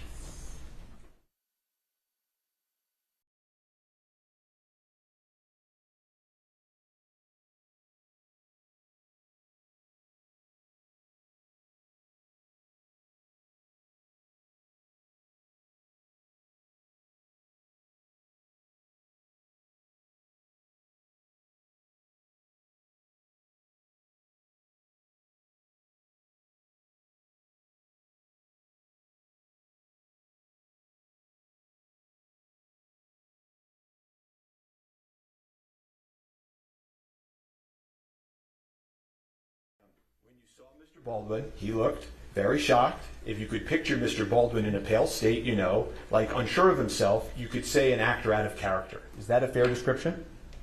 Sure. And he said to you, I'm here, whatever you want to do, right? Yes. He said to you at one point, where should I go? Right? Yes. And he also pointed out to you who the director was on scene who was hit in the shoulder, right? I believe so. Yes, I inquired about him. And he also asked you how she was doing, right? Meaning Miss Hutchins, right? Yes. I don't remember you being asked about that on direct, were you? And you mean asked by that by the state? Yeah. Objection relevance? Overruled. So I want to take a step back. The dispatch that came over to your radio, sir, before you got to the scene was a dispatch for an accidental shooting by a prop gun, correct? I believe that's what was told to me, yes. Okay. And you've testified to that previously, right? Yes. Okay. And the dispatch report, you know that you received that wording, accidental discharge, several times, right? I believe so. Okay. So I want to ask you, how come when you described it today in court, how come you didn't include the word accident when you testified before this jury? I'm not one to say if it was an accident or not. Just there to initially respond to it, and then the detectives determine whether or not it was an accident. Well, sure, but every other time you've been asked about this, you've said it was an accident. And now today at the trial of Alec Baldwin, when you're talking to this jury, you left that word out. Isn't that true? Not intentionally, no. Did you meet with the prosecutors before you testified here today? Just briefly in the room outside for them to tell me who was in order of what witness. You've discussed your testimony previously with Ms. Morrissey, correct? Before today? Just in a pretrial interview, yes. We've talked about your lapel that was on. It's true, right, that the lapel is actually mandatory. Yes. Right? And so they came to the officers, passed a law, and told you had to wear your lapel, right? Yes. And the way it works is it secures all of these statements, and when you're done wearing it for the day, you go back to the station, you log it in, and then it exists, right? Essentially, yeah, but it's more complex than that. It uploads on itself. Oh, it self-uploads so that it maintains itself? Yes. Okay. And you then talked a little bit about the securing of the scene, and you talked about crime scene tape going up, right? Yes. But as you just told this jury, at the time, you don't know whether this is an accident or not, right? Yes. It's not like a crime scene tape is some evidence of a crime, right? Whether it was an accident or a crime scene is still essential. And you've been very candid that you made some mistakes at the scene, right? Yes. And that you've learned since then about some of these mistakes, right? Yes. You've said hindsight's 20/20, right? Yes. And you can Monday morning quarterback decisions, but you made them in the field, right? Yes. Okay. And you've said that based on your training and experience, you know that if witnesses are left to speak to each other, they can taint each other's memories, right? Yes. And sometimes that's incidental and accidental, right? Yes. And sometimes it's purposeful, right? Depends on who's there, yes. Well, if you were with somebody and somebody was talking to you about the 911 call, right? And they kept saying to you over and over, it wasn't an accident, it wasn't an accident. And then you testify and you leave out the word accident. That could be an example of taint, couldn't it? Sure. And also, non-witnesses can taint people's memories too. You agree with me? I guess. Well, at one point in your testimony previously, you had said that there was a lawyer on the scene that was talking to some of the people that were on the scene. I believe so, yeah. Okay. And if that lawyer told somebody on the scene, I think your understanding is that could have tainted their view of their memory, right? Essentially, yes. Mr. Baldwin never asked to speak to that lawyer, did he? I'm not to my recollection. And then you went on and you said,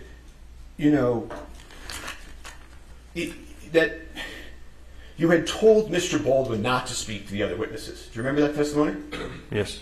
And I think you were asked approximately 5 times why Mr. Baldwin was disobeying your orders. Do you remember that testimony? Yes. Okay. But in the lapel video that we just saw, you're not going up to Mr. Baldwin or these witnesses going, get out of here. Get out of here. I'm an officer. You got to separate. You don't do that, right? Nope.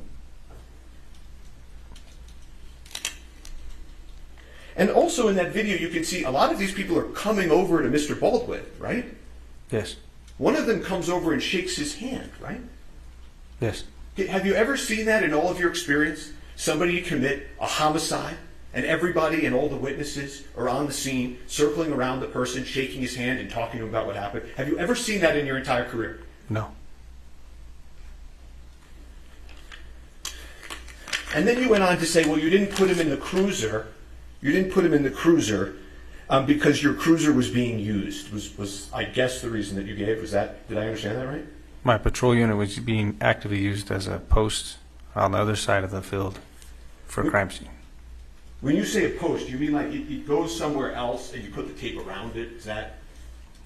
The side mirror was wrapped around with crime scene tape. Uh-huh.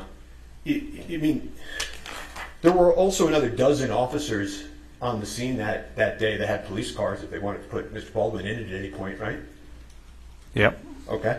And in fact, Mr. Baldwin later on drives himself to the precinct and goes and speaks to the police, right? I'm not too sure how he got there, but he did get there. Well, he wasn't under arrest, right?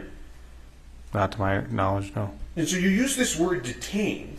When Miss Morrissey asked you, well, were you detaining Mr. Baldwin? Do you remember that question? Yes. Isn't it true that even today, years later, no police officer has ever arrested Mr. Baldwin or detained him in a police car? True? I don't know.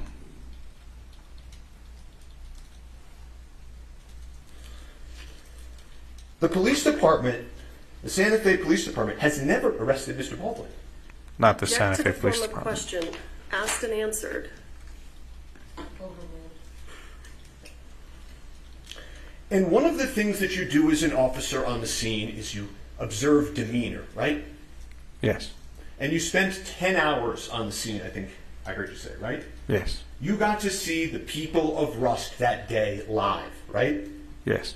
And the truth of the matter is that you took it as a way how everybody was acting, and that the individual who claimed to have been holding the firearm was still there, that there was no, the way he was, his demeanor was that there wasn't any intention behind the act, as you could say.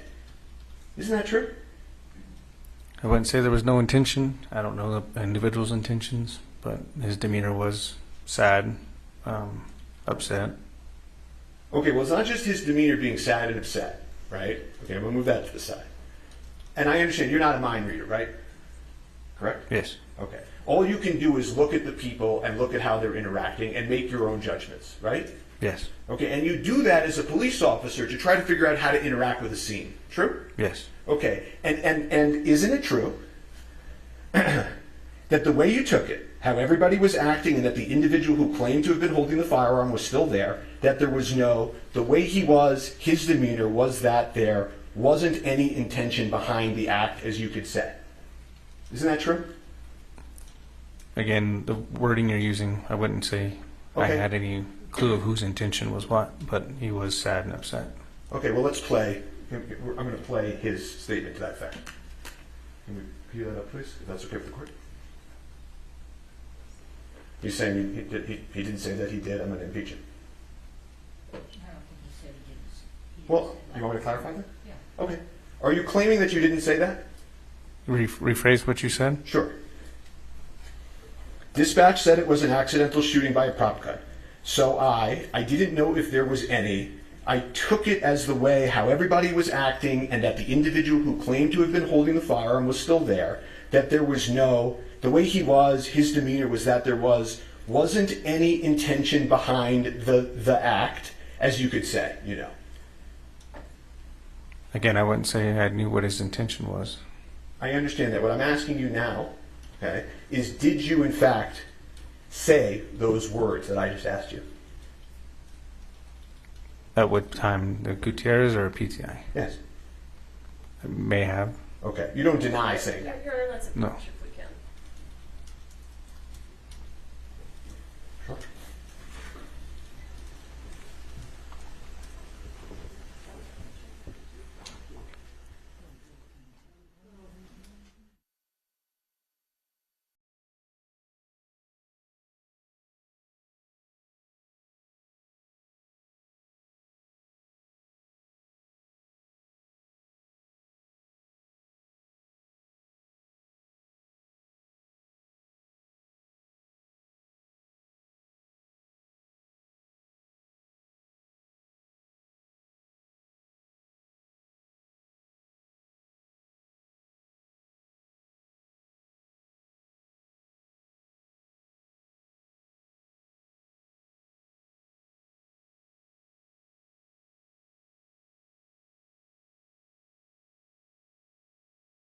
One more time, I'm just going to ask you, did you say that statement that I read?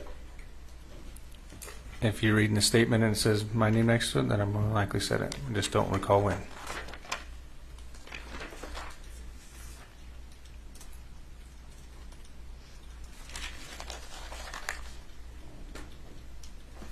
And one of the other things that happened that day that I don't think we've talked about is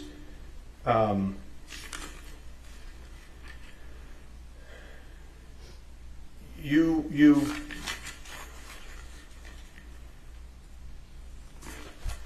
spoke to a witness who told you that a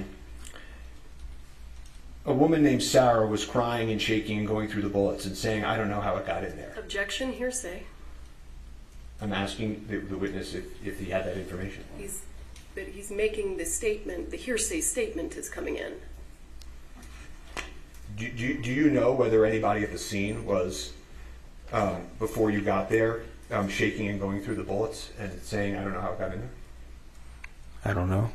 Okay. If we could refresh the witness with his lapel, and I would ask that can I put it up on just his screen? Okay. I don't think you can do that. I would object because that's not proper refreshment. We don't refresh in front of the jurors. That's my objection. What do you mean? Well, if we're refreshing, We're going to take a lunch break real quick, and we're going to be back at 1 o'clock, okay? Please don't talk among yourselves or anyone else about the evidence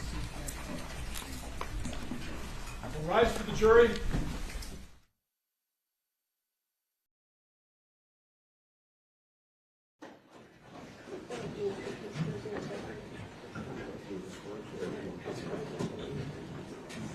Can you show me how to stay?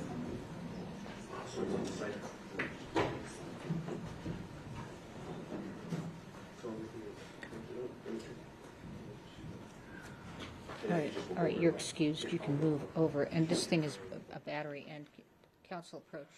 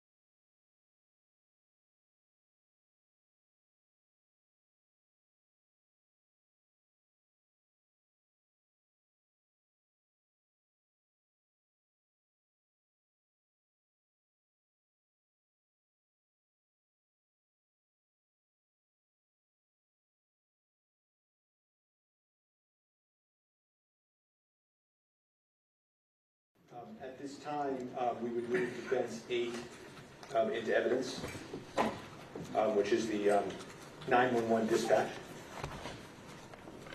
Okay, is your witness going to recognize it? Or is it by stipulation? It's by stipulation. Right. Okay. That's what we agreed. All right. Okay, and if we could just, so that the jury can see, page 6, if we could just publish it to the jury. Yes. States. Defendant's 8? Is that 8? Defendant's 8 is admitted. You may publish. Thank you, Your Honor. Just real quick, we were using numbers. We assumed you guys were using letters for exhibits. We filed. Oh, 8. It's 8. DX. Okay. Okay. Are you doing numbers? Understood. You're doing numbers too? Yeah, defense 8. Are you doing numbers? Yes, we filed our exhibit list first as. Okay, so you do letters. So okay. It's DX8. It's DX.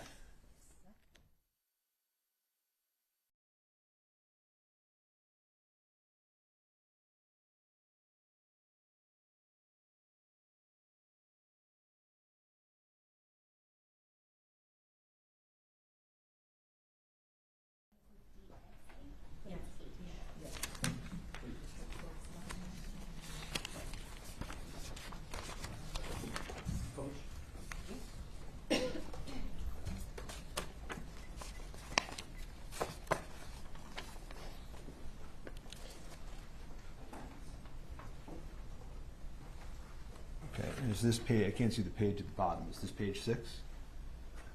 Yes. Okay. And do you see how it says accident, accident, accident?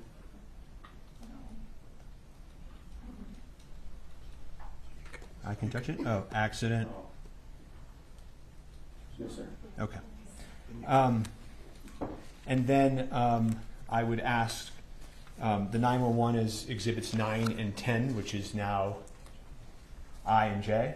Exhibits 9 and 10 that was entered into and played at opening by stipulation, and I'd ask to play and enter them and play exhibits I and J.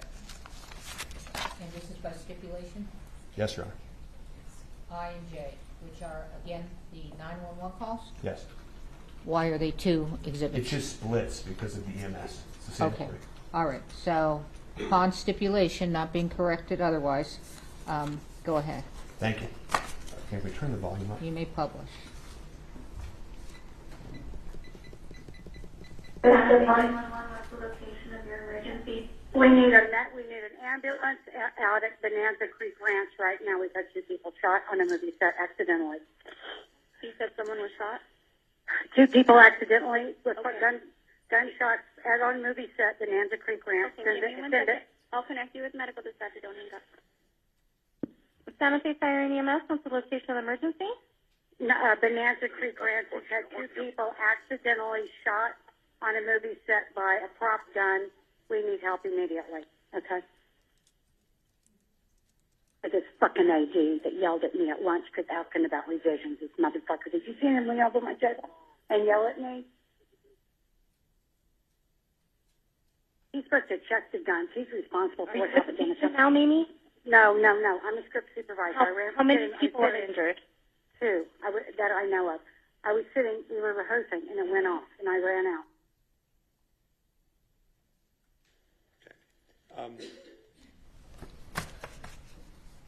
You heard some language, and then that he, the first assistant, was supposed to check the gun. Did you hear that? Yes. Okay.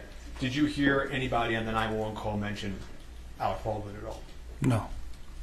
I asked you before we broke about a prior statement. I asked you if you made a prior statement that we talked about a few times. So I'm just going to approach quickly and refresh your recollection. And this is November 30th, 2023, your pretrial interview, Officer LeFlore, and I'm just going to ask you to read down here. Your Honor, and again, Mr. Spiro is testifying as he's handing it to the witness. Just identify what the document is and then move away.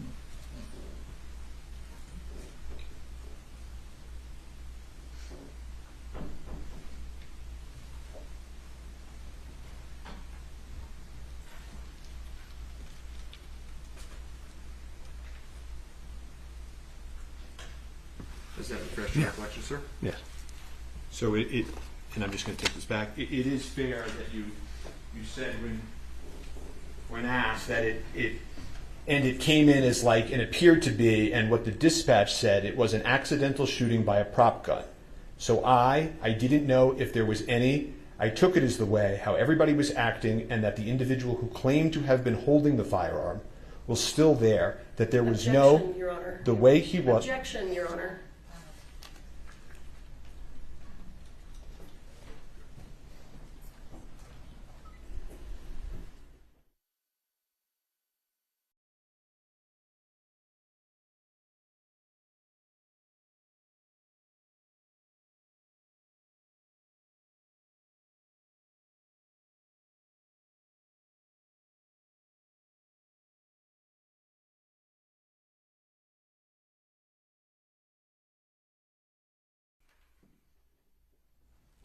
As I was walking back, my question was, did that refresh your recollection? Yes. Okay. And so is it in fact true that in your earlier statement you said, and it came in like and appeared to be what the dispatch said it was, an accidental shooting by a prop gun. So I didn't know if there was any, I took it as the way how everybody was acting, and that the individual who claimed to have been holding the firearm was still there, that there was no, the way he was, his demeanor was that there wasn't any intention behind the act, as you could say, you know. Yes. You made that statement, correct? Yes. And I asked you also whether you remembered receiving any information as to the ammunition, whether they be prop or otherwise, that was at the scene. If you recalled Duran Curtin, one of the individuals in the church, giving you information. Do you remember that? There's a lot of people in the church giving information. Can you identify which one it was? Sure. I asked you, do you remember whether or not somebody told you that Sarah was shaking and going through the book? Objection, Your Honor. This is hearsay. This is hearsay coming in. Can we approach? I don't know what to do.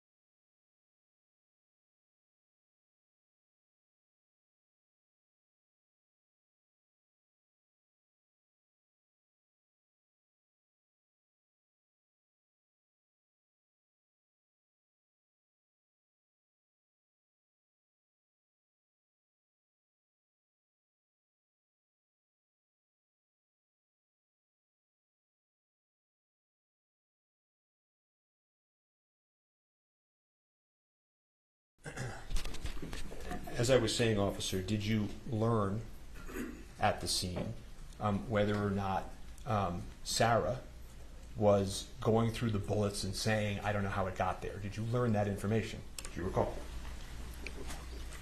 I don't remember. If you could refresh my memory to which part, which person said what. Sure. And I'm just going to approach the witness and show him his lapel recording.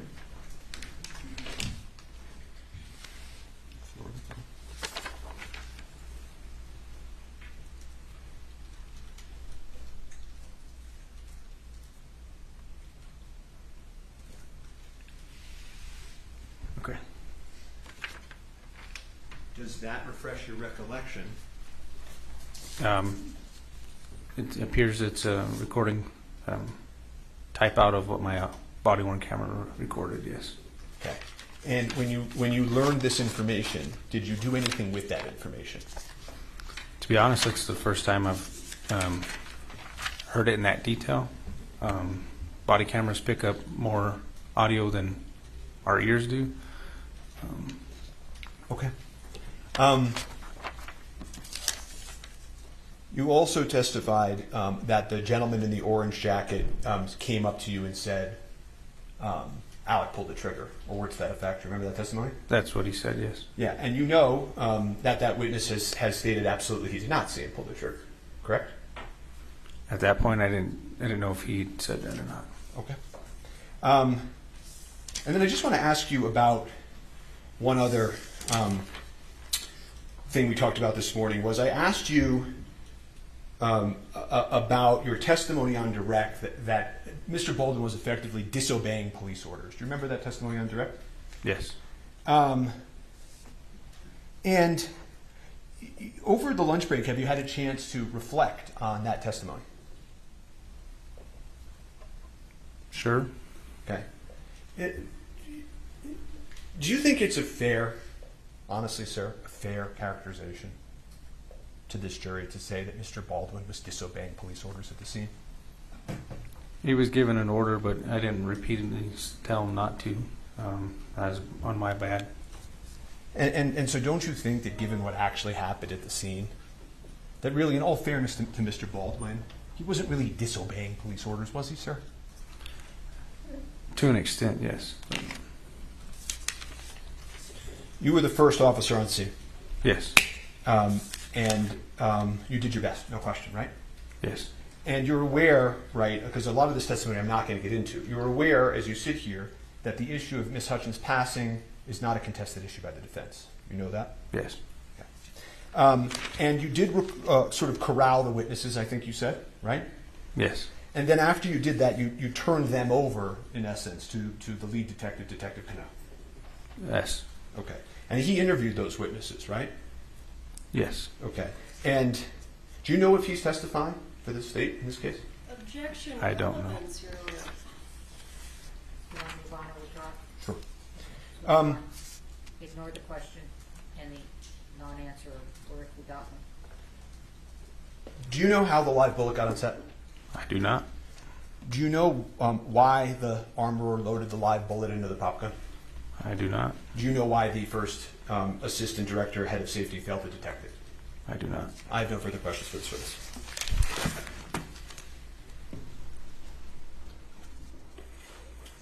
Cross-exam.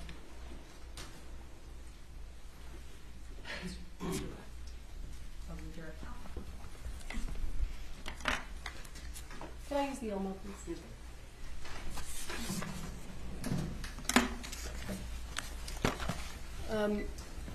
You know what? Let me do this. Where is the defense exhibit DX? That's H. This is H, yes. Okay. I just have to relabel them. Okay. We should relabel them, not you. And there are 3 copies?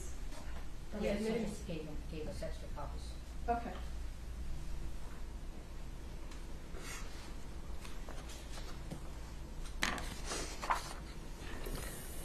Officer LeFlore, let's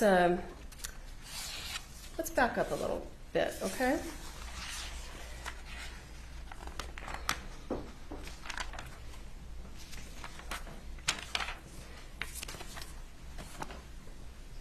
Did I speak with you this morning about the testimony you were going to give? No, ma'am. Did Ms. Johnson speak to you this morning about the testimony you were going to give? No, ma'am. When was the last time someone from the prosecution spoke to you about the testimony you were going to give today? I don't believe we've talked about the testimony I was going to give, but just about the pre-trial interview. So you mentioned a pretrial interview. So let me ask you, do you recall when your pretrial interview was? Would it refresh your memory if I showed you a copy of the transcript? Yes.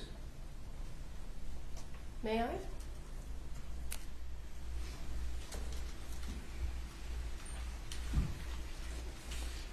Let me know.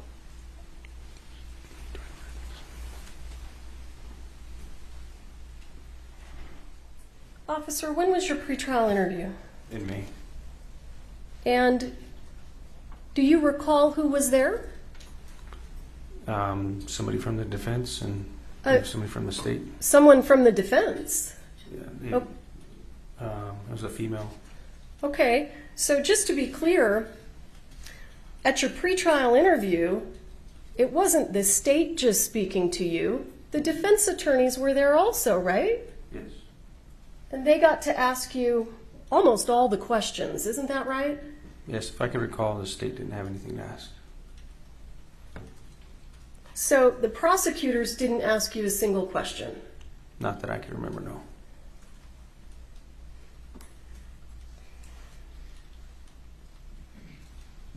Do you agree with the defense attorney's assertion this morning that somehow you were coached to give your testimony? I would object to that characterization, but he can answer. Can you rephrase that question? He's objecting to the word assertion, I believe, so why don't you rephrase it? Did Mr. Spyro indicate to you on cross-examination did he attempt to imply that the prosecution had told you how to testify? Essentially, it sounded like he asked if I was coached in my testimony. But the prosecutors haven't actually told you what to testify to, have they? No, ma'am.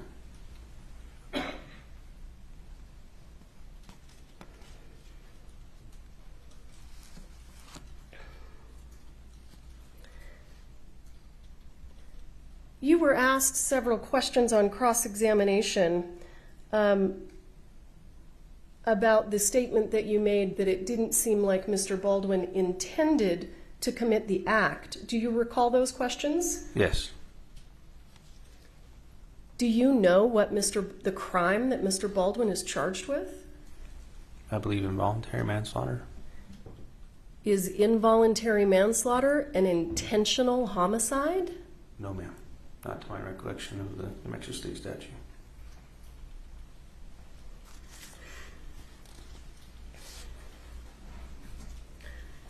Are there criminal offenses that are intentional homicides? Yes. But that's not what Mr. Baldwin's charged with, right? No.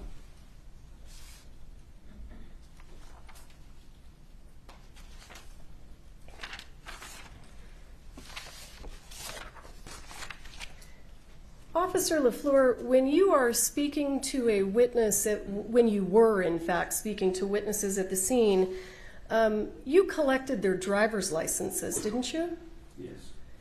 And what do you do when you collect the driver's license? Do you run it through a system? I put it in our computer system, run it by driver's license in the state.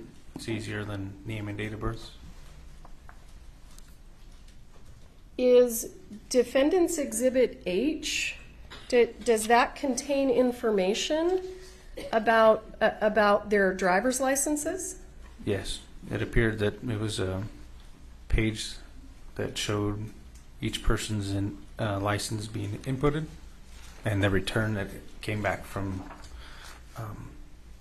RACC or NCIC.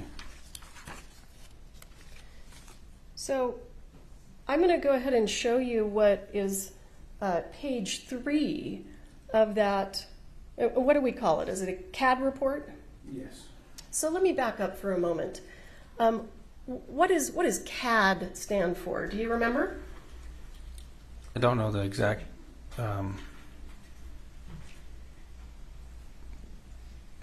exactly what it stands for, no, but it's a reporting system that we use that dispatches us through. And so is this a dispatch log? yes.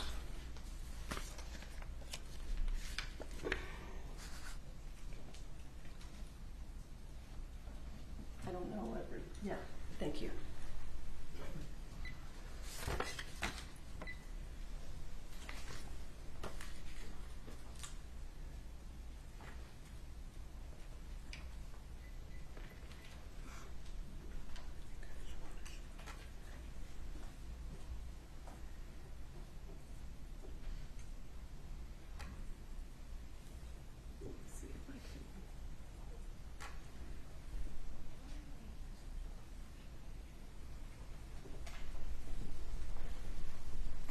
know that's getting smaller and smaller, but I'm not sure what to do. Do you want to help me out? Do you see, no, it's not quite there yet. At the top of the page, do you see number 16? And there's a 16, and then there's a parentheses. Yes. What does it say? Posted speed limit and actual. What does posted speed limit and actual have to do with this incident? I'm not too sure. It looks like the individual who ran it, their name, I don't know who that is. Well, that's okay. Does this have anything to do with the incident involving Ms. Hutchins? No.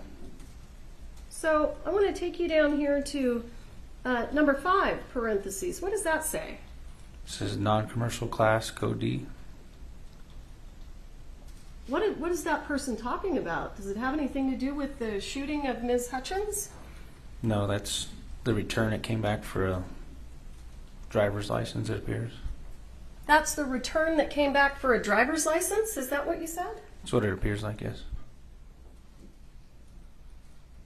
Let's go down to number 10. Do you see that? Yes. What does that say? Accident quantity. Keep reading. 3, withdrawal. It looks like it's going to try to say withdrawal. Does that have anything to do with this incident? No.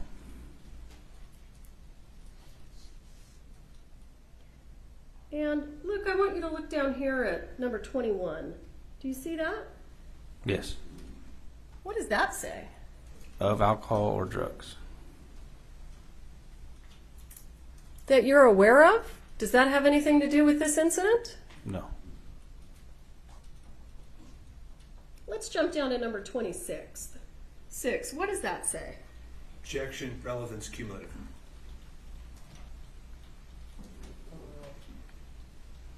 Go ahead, sir. Says drinking and driving at .0. Did you read it all? Yeah, per se, I think that's what it's saying at the beginning. Dash drinking and driving at .0. I think the next line is the blood alcohol content, BAC. Were you dispatched to a DWI? No.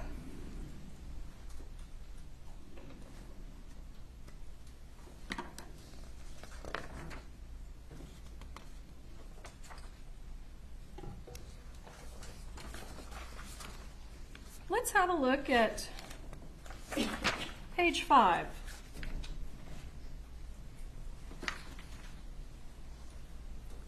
Do you see up here number 23?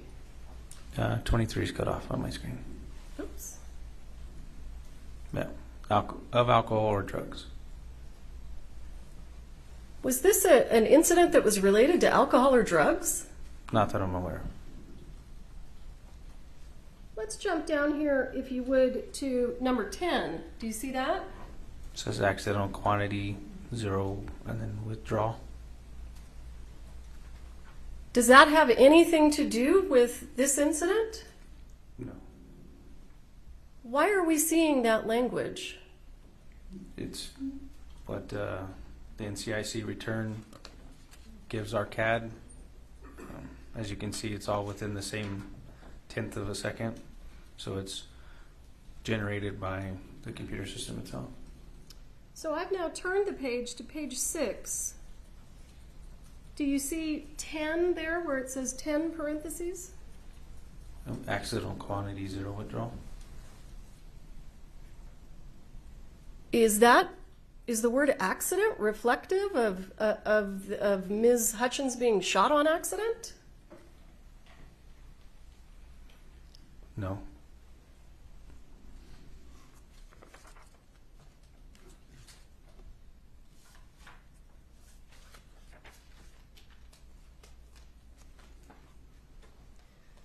Is the word accident in that report? Does it appear anywhere where it's talking about what happened to Ms. Hutchins?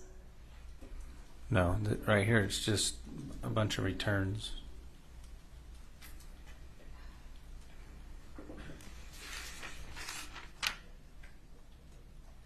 Thank you for your time, sir. I don't have anything further. All right, thank you. This witness is excused. Next witness. The state calls, I'm sorry, were you? We would now move to page 14 of that exhibit. Come in. Come over here.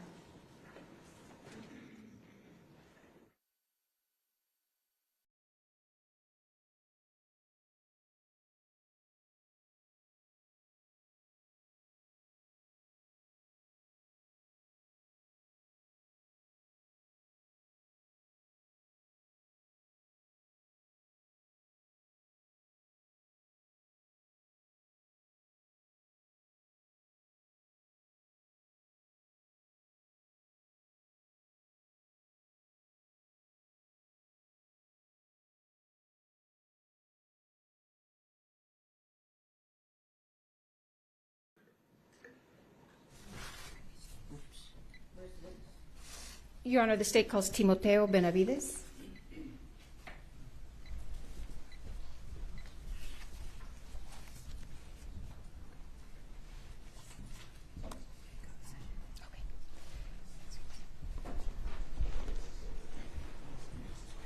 Mr. Judge, raise your right hand, please. Do you swear affirm under penalty of law? Sorry, Major. Sorry, so much going on. Do you swear affirm under penalty of law that the testimony you'll give in this case will be the truth, the whole truth, and nothing but the truth? All right, have a seat talking to the microphone. May I proceed? Good afternoon, Mr. Benavides. Would you please introduce yourself to the members of the jury? Yes, my name's Timoteo Benavides. And sir, on October 21st, 2021, how were you employed? I was employed by the Santa Fe County Sheriff's Office as a lieutenant. And are you still employed with the Santa Fe County Sheriff's Department? I am not. And why not? I retired doing 20 years of law enforcement for Santa Fe County. And what was your rank when you retired? Lieutenant. And on October 21st, 2021, were you working? Yes, I was. And what were your duties that day? That day I was day shift commander, which entails taking care of Santa Fe County during the day, and 7 deputies we had. How large is Santa Fe County? It's pretty big. It goes from the city limits of Espanola to all the way to I-40 down in Edgewood, and to Pecos, and then to the off-ramp to Cochiti. You said you were commander that day. What does that mean? What duties did that entail? I'm pretty much in charge of the county on what happens, and responsible for the deputies that are working. On that day at approximately 1:48, did you receive a dispatch to a call? Yes, I did. And what was that call for service about? The call of service was on a movie set for an accidental shooting. Okay. And where was that located? It was located at the Bonanza Creek Movie Ranch. Okay. And is that in Santa Fe County? It is in Santa Fe County. Okay. In New Mexico? In the state of New Mexico, yes. Okay. And do you recall approximately what time you arrived? I was dispatched about 1:50. I didn't arrive till almost I think it was like 2:20. Okay. Why did it take you a while to arrive? I was pretty much on the other side of the county when the dispatch call came in. Now, when you arrived, do you recall what you observed? When I arrived, there was a security guard at the gate, and he told us that he was gonna drive us into the movie set where the incident happened. Were other deputies already there when you arrived? Deputy LeFlore was already on scene from what I heard over the radio, and I had at the time Corporal Darrete was in front of me, literally in front of me when we got there. Were there other first responders present when you arrived on scene? Yes, there was. There was already medics on scene when I arrived. Were you wearing your police uniform? I was in full uniform, displaying my badge of office at the time. And were you equipped with a lapel camera? Yes, I was. Are you familiar, or were you familiar with how your lapel camera works? Yes. And how does it work? As soon as I activated my lights and sirens, my lapel goes off right away, and it starts recording from as soon as I activated my lights and sirens. And how long does your lapel camera record? It records until I stop it, or until it runs out of battery. And how does your video that's captured on your lapel camera uploaded? How's it preserved? Do you know? Yes, at the time it's uploaded, we, as deputies, we don't have no control how it's, we show up to the sheriff's office and it downloads automatically from our, I take off my lapel, I put it in a docking station in my unit, and everything downloads into the sheriff's office room servers. Okay. On October 21st, 2021, did your lapel camera capture what you observed when you arrived on scene at the Bonanza Creek Ranch? Yes, it did. Okay. And what did you do with your lapel camera after you left the scene? When I completed my duties on that scene, I put it in my docking station, which is also a charger, and I proceeded to the sheriff's office so it could download. Now, have you viewed your lapel camera video since October 21st, 2021? Yes, I have. And in fact, did you view a portion of it this morning before you testified? Yes, I did. And did I show you State's Exhibit number 5 earlier this morning? Yes, you did. And what was that? It was pretty much the beginning from when I activated my lights and sirens to the end. What was it, the entire thing to the end, or was it part of it? It was part of it. It was not the entire thing, because I did stop it several times to talk to commanders and deputies, and then I reactivated it. And how long is your entire lapel camera video? I arrived on scene about 2:20, and I didn't leave till almost 8:30 that night. So State's Exhibit 1 is just a portion of your lapel camera? That is correct. Excuse me, video? Yes. Okay. After you viewed it, did you notice if it's been modified or changed in any way? It has not. Okay. Your Honor, I would move into evidence State's Exhibit number 5. No objection, Your Honor. Thank you.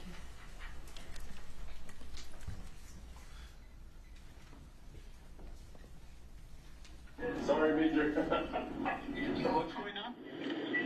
They said that they...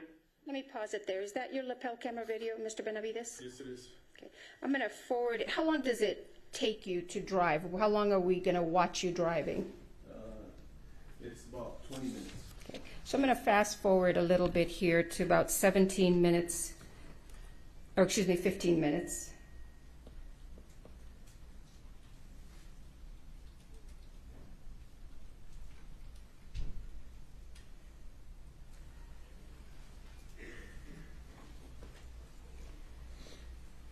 Going to be en route to Bonanza Creek.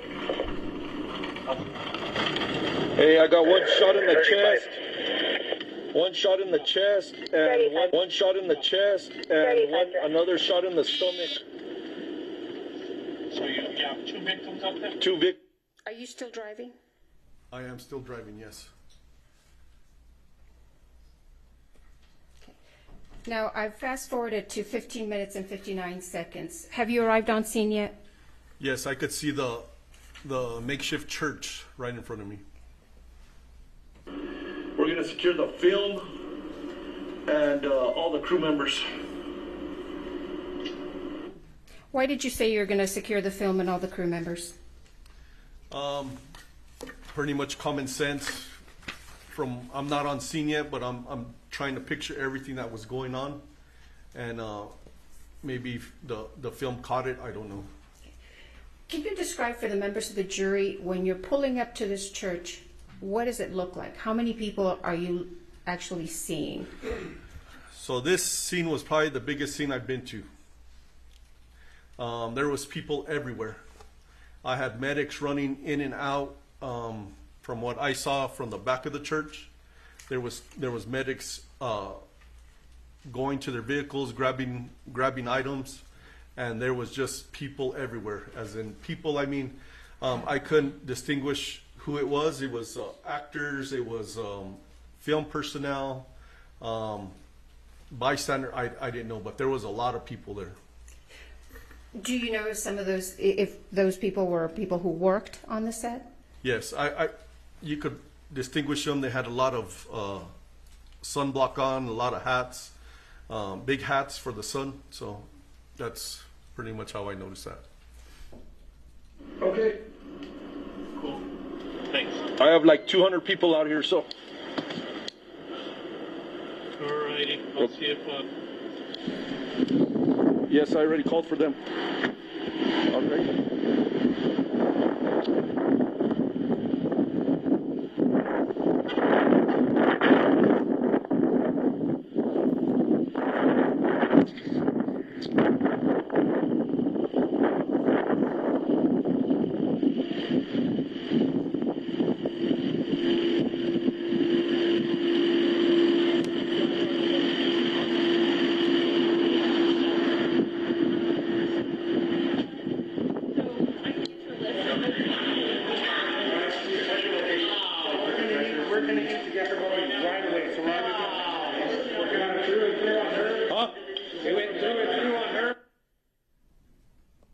What's happening at this, excuse me, at this point?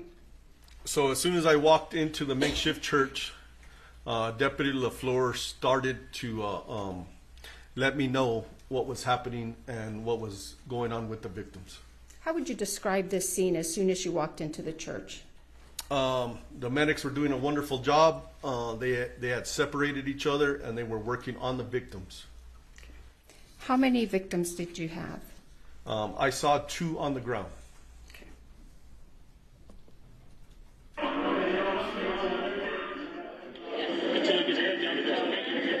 Corporal, I need you to know who's in charge. Everybody stops what they're doing right now. This is a crime scene. Yeah. Why did you say this was a crime scene? Because we had 2 victims, Helena and Joel, fighting for their life on the ground. And it wasn't natural. This is a movie set, and it was now a crime scene. We had to figure out what happened. So what directives are you giving the other deputies? So I'm letting them know I let Corporal Aldaleta know to have whoever's in charge have everybody stop what they're doing, because there was no more filming. If they were, I did not know. And so we could try to control what we could. Everybody stops what they're doing, and I need the film secured by whoever's in charge of the...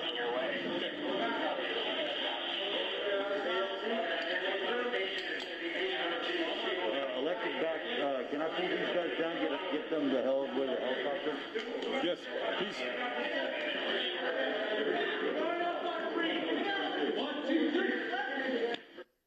Did you ask for anything else when you were out there speaking with those people? Yes, I asked who was in charge to help me out, and then I asked Corporal Aldaleta to start taking pictures. Did you ask for anything else? Not that I recall.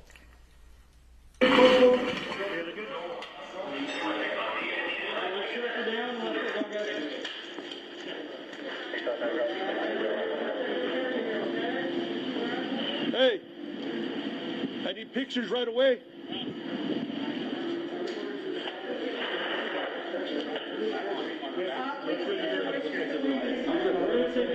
Where's the props guy? Why did you ask for pictures? I have my lapel on, which captures a lot, but the pictures would capture detailed that's on the floor that you can't really tell from my lapel.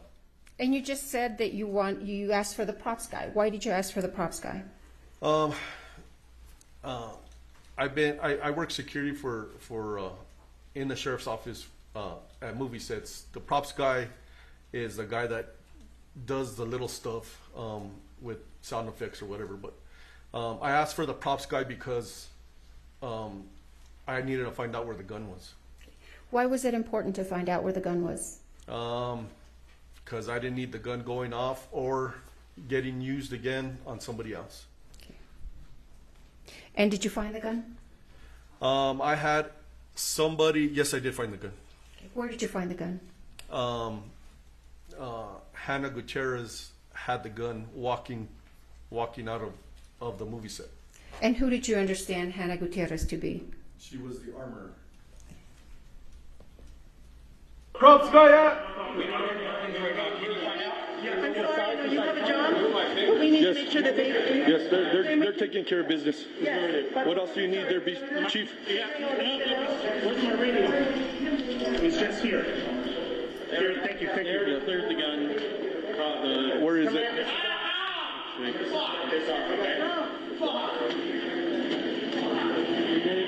got the cleared gun? I'm already going. It's on track for this.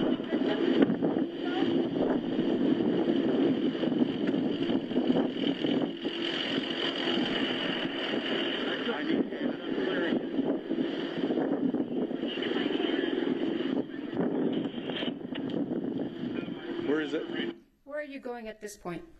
I'm being directed by a gentleman, I assume who is a person in charge, to look for the gun.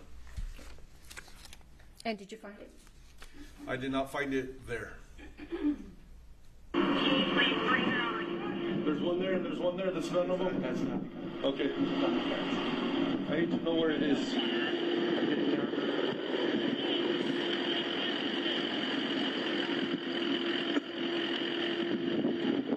What is it that you are pointing at with this gentleman here?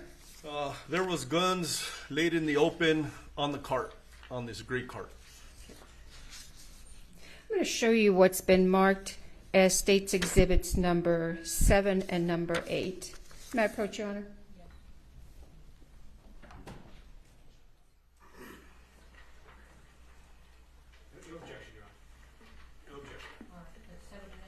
Yes, Your Honor. I would move into evidence 7 and 8, but I'll publish it in a second. I'm going to finish the video. Okay. Thank you, Your Honor.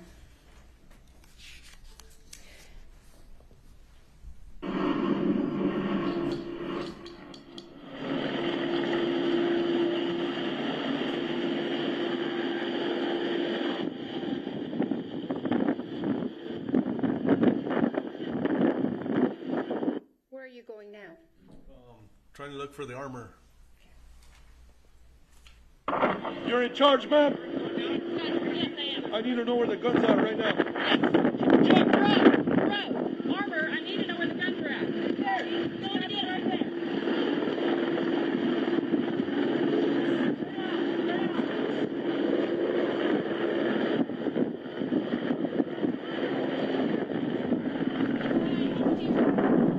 How do I know this is a gun? That's the gun. Okay.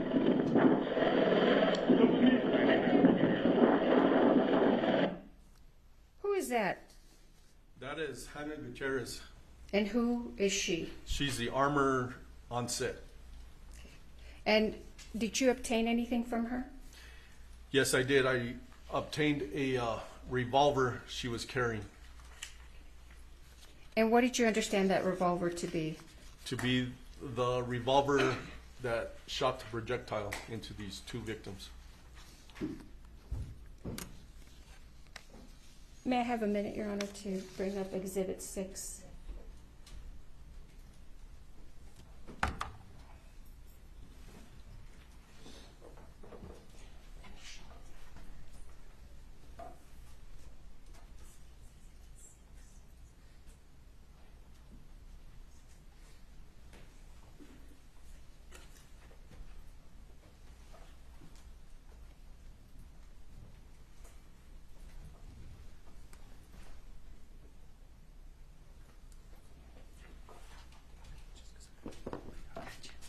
All right. State's Exhibit 6 is going to be handed to you, Mr. Benavides.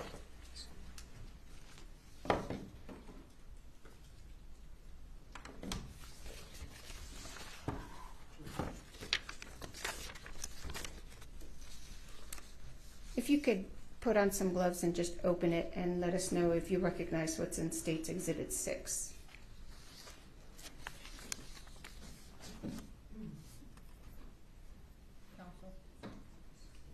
guess I have a question from one of the witnesses that cannot see the time.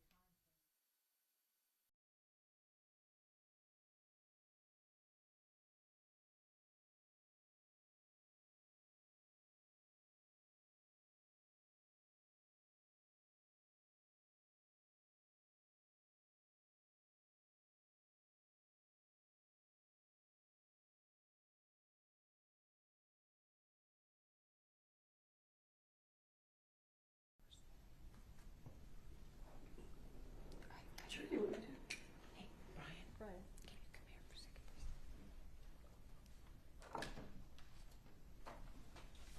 Ms. Johnson, make note of where you ended. We need to fix this. The audio is not in sync with the video, and we need the time to show.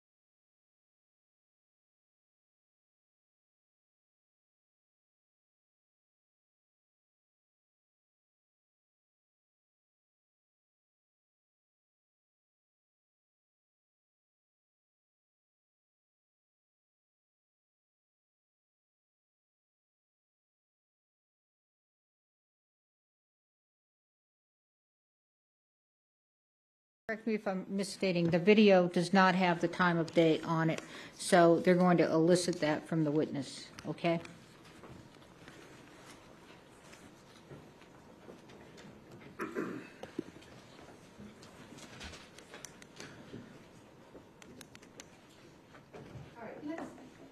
Let's go back, Mr. Benavides, if we could.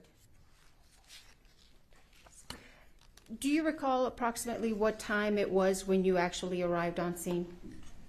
It was 2:20, 2:30. Do you have a specific recollection of the time or not? I do not. Would reviewing the CAD refresh your memory? Yes, it would. May I approach, Your Honor? I'm going to show you what's been marked as defendants and admitted DX8T.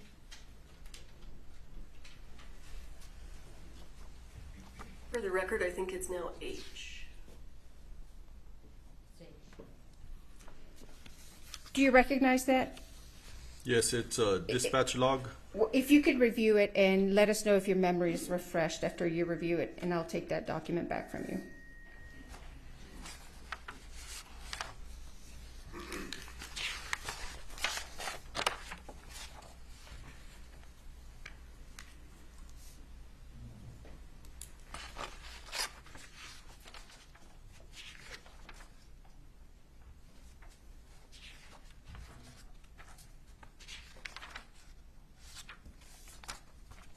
Yes.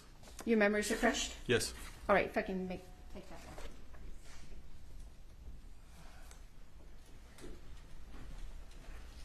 What time did you arrive on scene? 2:20. All right, and would your lapel camera video be at 2:20, start like at 2:20 when you arrive on scene?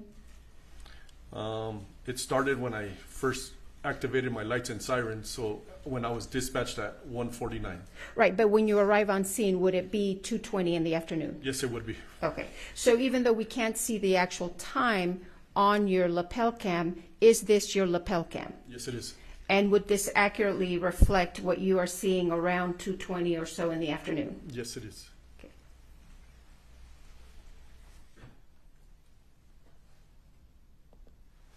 How do I know this is a gun? That's the gun. Okay. And so you had testified earlier that this woman with the multicolored hair was the armorer, and she gave you the gun. Yes. If you could look at State's Exhibit 6 and I'll ask you if you recognize what's in the box. Okay.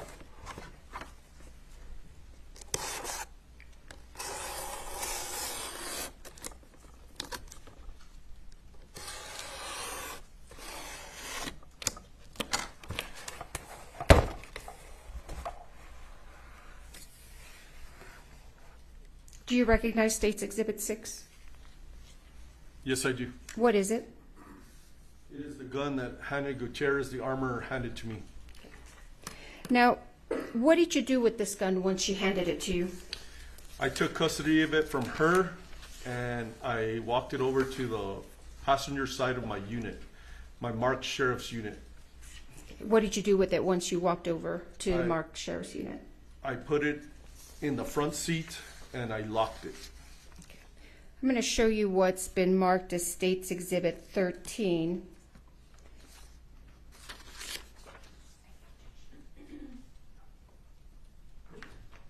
No objection. I'm losing track a little. So you just entered. I haven't tendered 6 because we have other witnesses through whom we're going to Okay, so 7, and I thought you had 7 and 8 that you 7 were and going 8, yes, sir. Haven't published yet. Okay, but okay, those were admitted. Now you're doing 13. 13. Okay.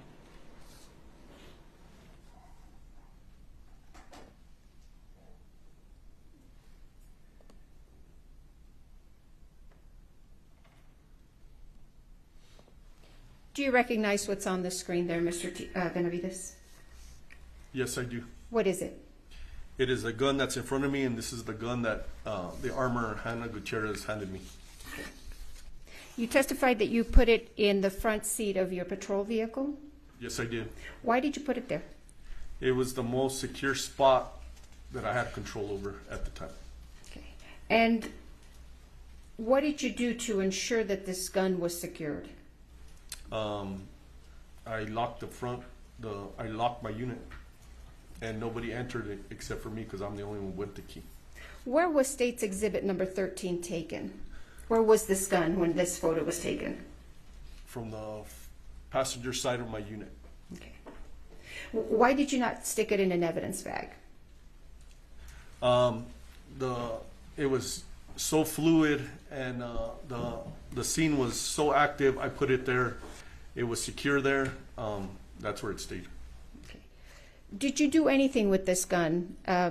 Open it, open the cylinder, or anything at all once you received it from Ms. Gutierrez? Yes, as soon as I got to my unit, I opened up the cylinder and I made it safe for myself and whoever else was going to handle it. And when you say you made it safe, what do you mean by that? I opened up the cylinder on this wheel gun and I ran the wheel to make sure there was no No rounds in it. And were there any rounds in it? There was no rounds in it.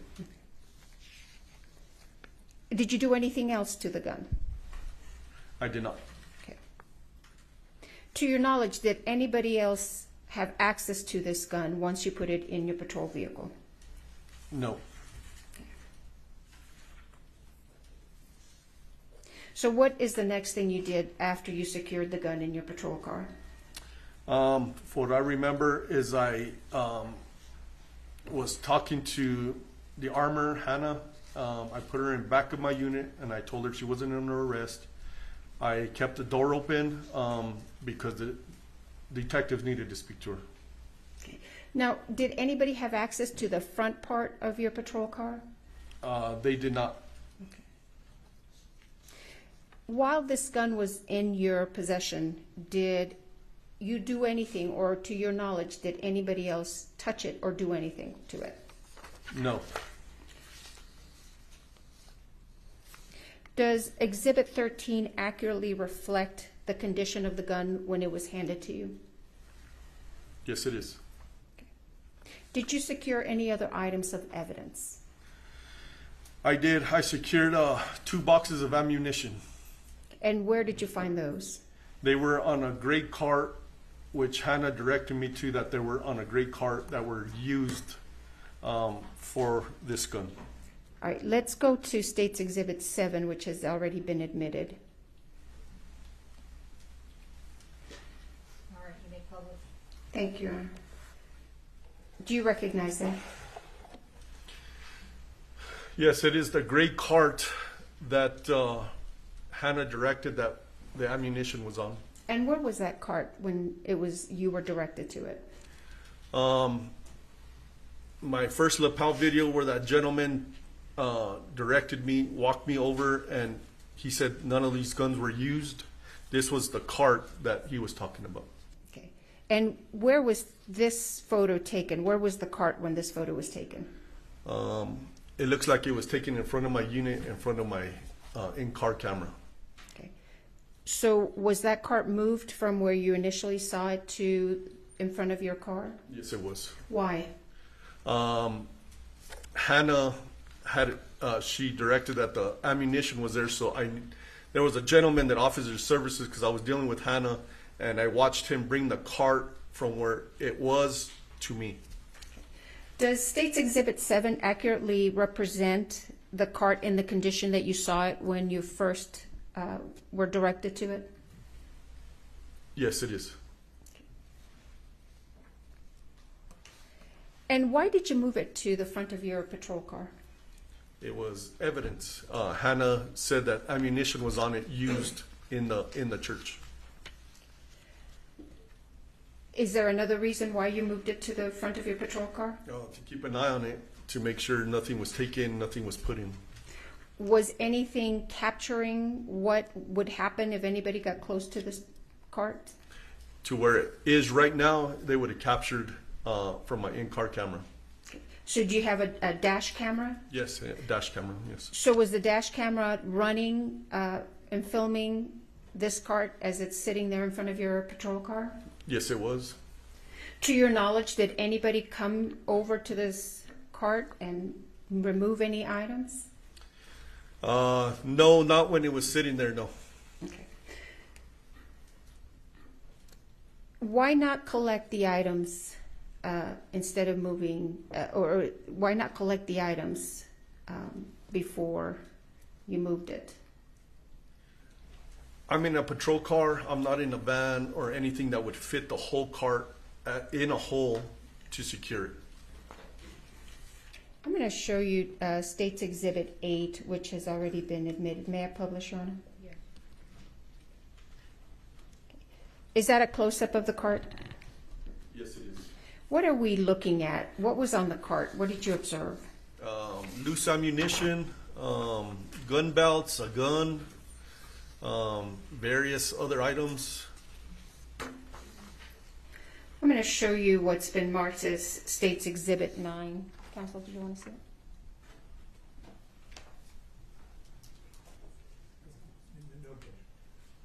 No objection. May I, Your Honor, I move into evidence State's Exhibit 9. Yes. May I publish? Yes. Do you recognize that?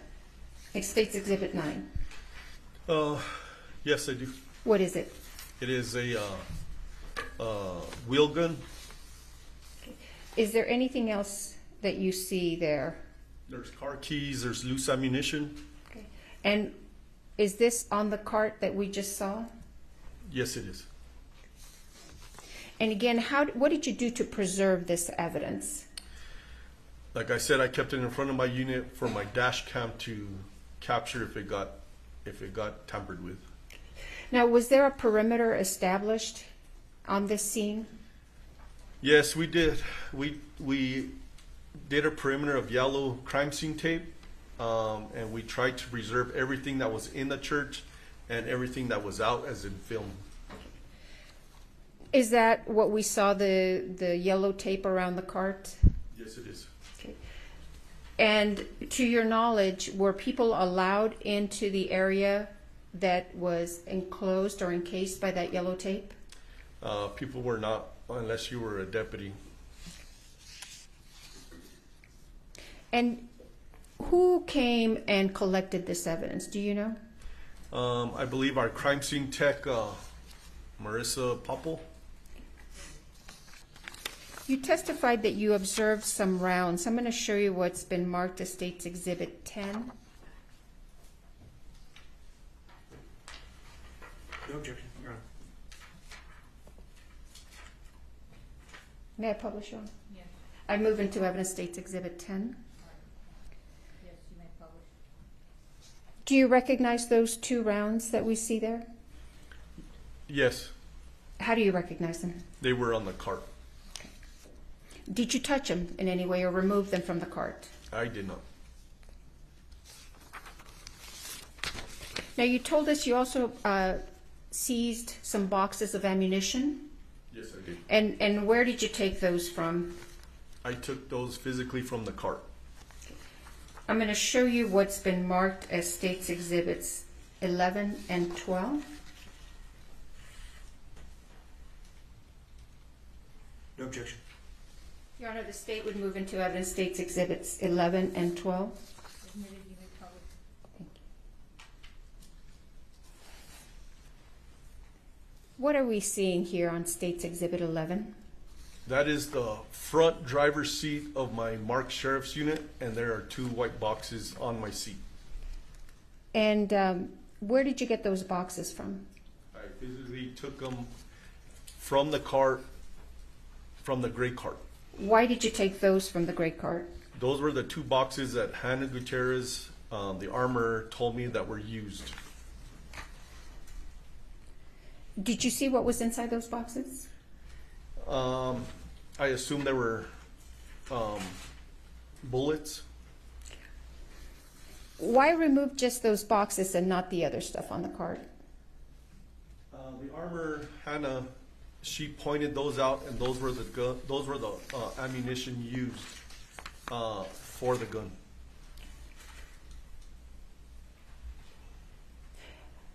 Let me show you State's Exhibit number 12. Your Honor, I move into evidence State's Exhibit 12 and ask to publish. Yes.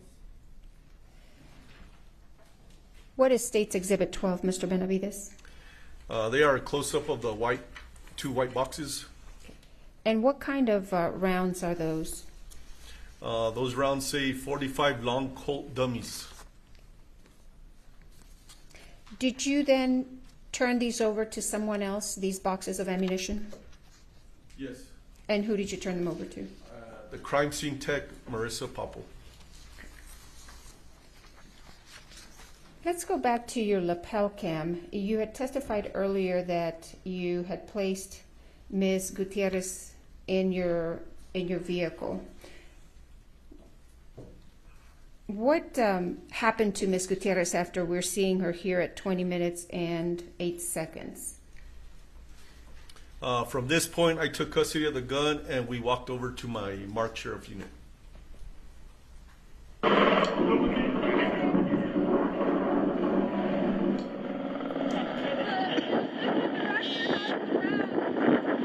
I'm sorry, let me pause it there. This was the wrong copy.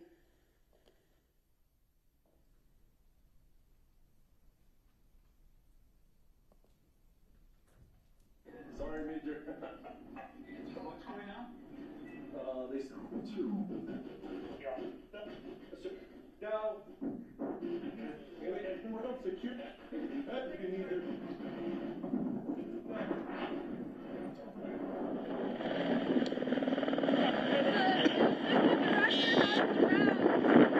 Where are they at?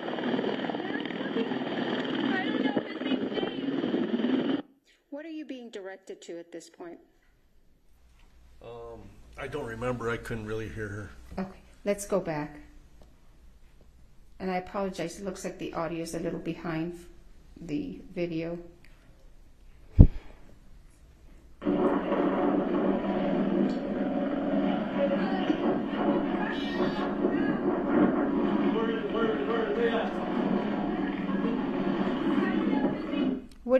What were you referring to when you said, where are they at?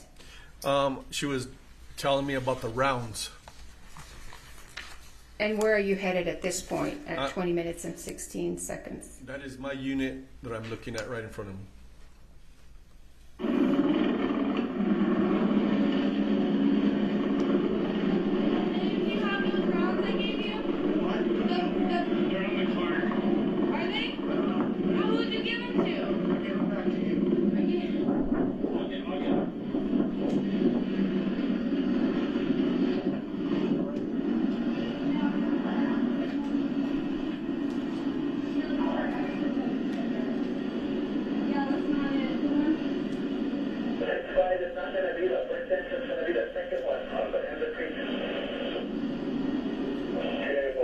Is that when you secured the gun in your vehicle?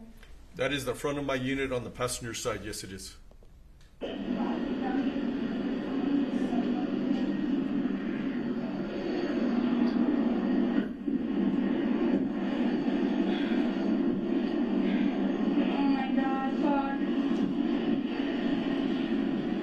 Are they okay? Hey, Santa Fe, we need more units out here. And have been inside of that. Oh my God.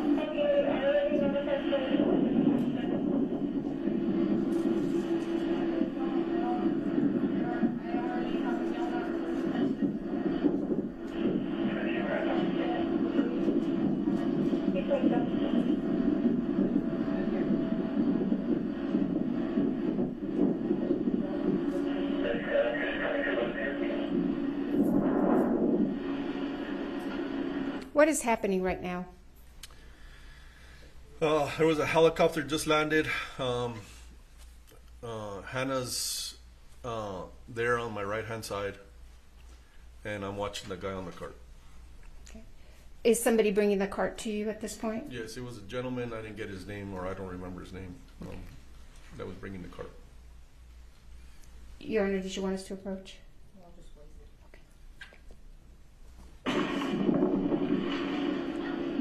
Are these the rounds here? So, okay, Yeah, rounds here. okay, now, so, this is the one I'm pretty sure, remember, this is that's the one, and okay, sorry, You're okay. sorry. Just relax. Just relax. So scared. Yeah, you're all right. Just relax. So here's the box that I got them out of. Okay, leave them right there.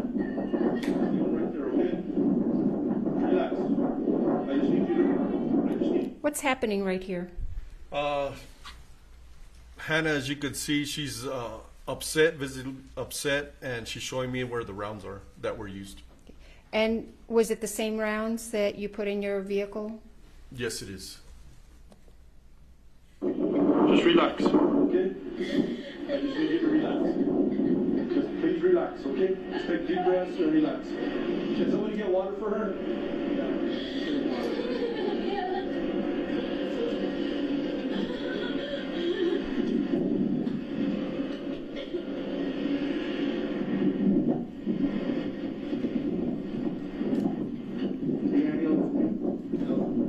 No, the helicopter's here for her.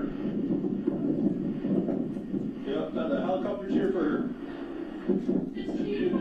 Where the fuck are these injury wounds? Is she okay? What other involvement did you have in this investigation, Mr. Benavides? That's all the involvement was, just trying to control the scene and taking care of Hannah and taking care of the evidence. How long were you out there at the Bonanza Creek Ranch?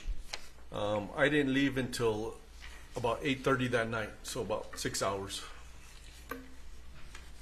May I have a moment, Your Honor? Yes, why don't you take a look at this too?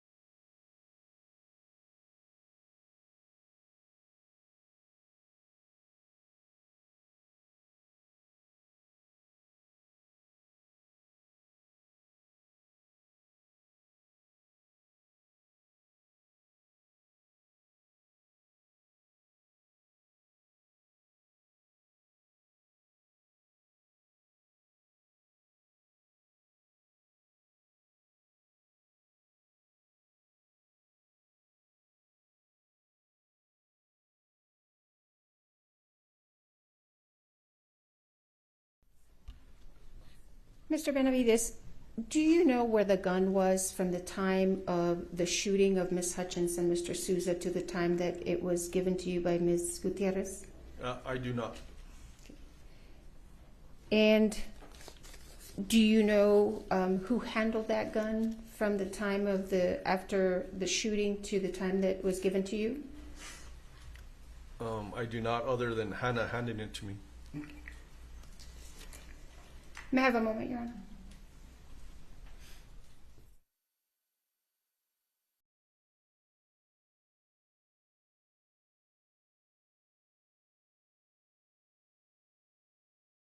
Thank you, Mr. Benavides, and you can take those gloves off unless you want to keep them on.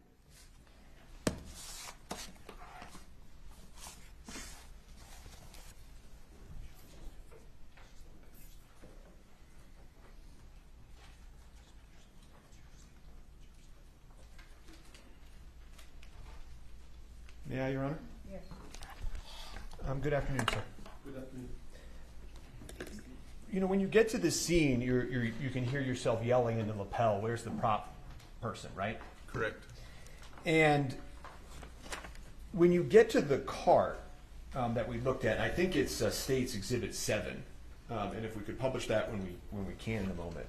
But fair to say that the cart was sort of disorderly, right? Oh, it was a mess. Okay.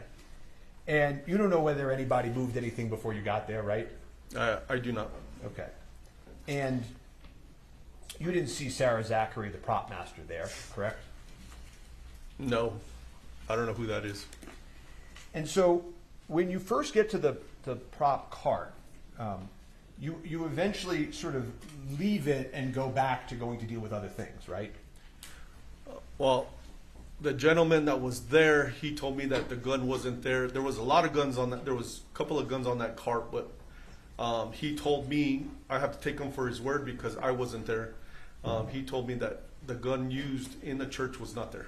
Right, but there was, and you anticipated, there were other guns on that. That is correct. Okay. And you left those firearms and you left them there and you went to do what you did next, right? Correct. Okay. And, you know, in a typical homicide scene, right, you probably wouldn't be walking away from all sorts of, you know, firearms, but this was a movie set, right? That is correct.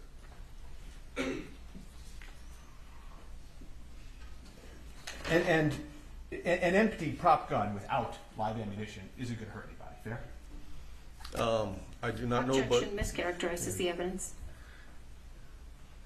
I mean, other than if you drop the empty gun on your toe or something, an empty gun, a completely empty gun, isn't going to hurt anybody, true? A complete, yeah, of course. Right, so I think you fixed it. Sustained and you fixed it.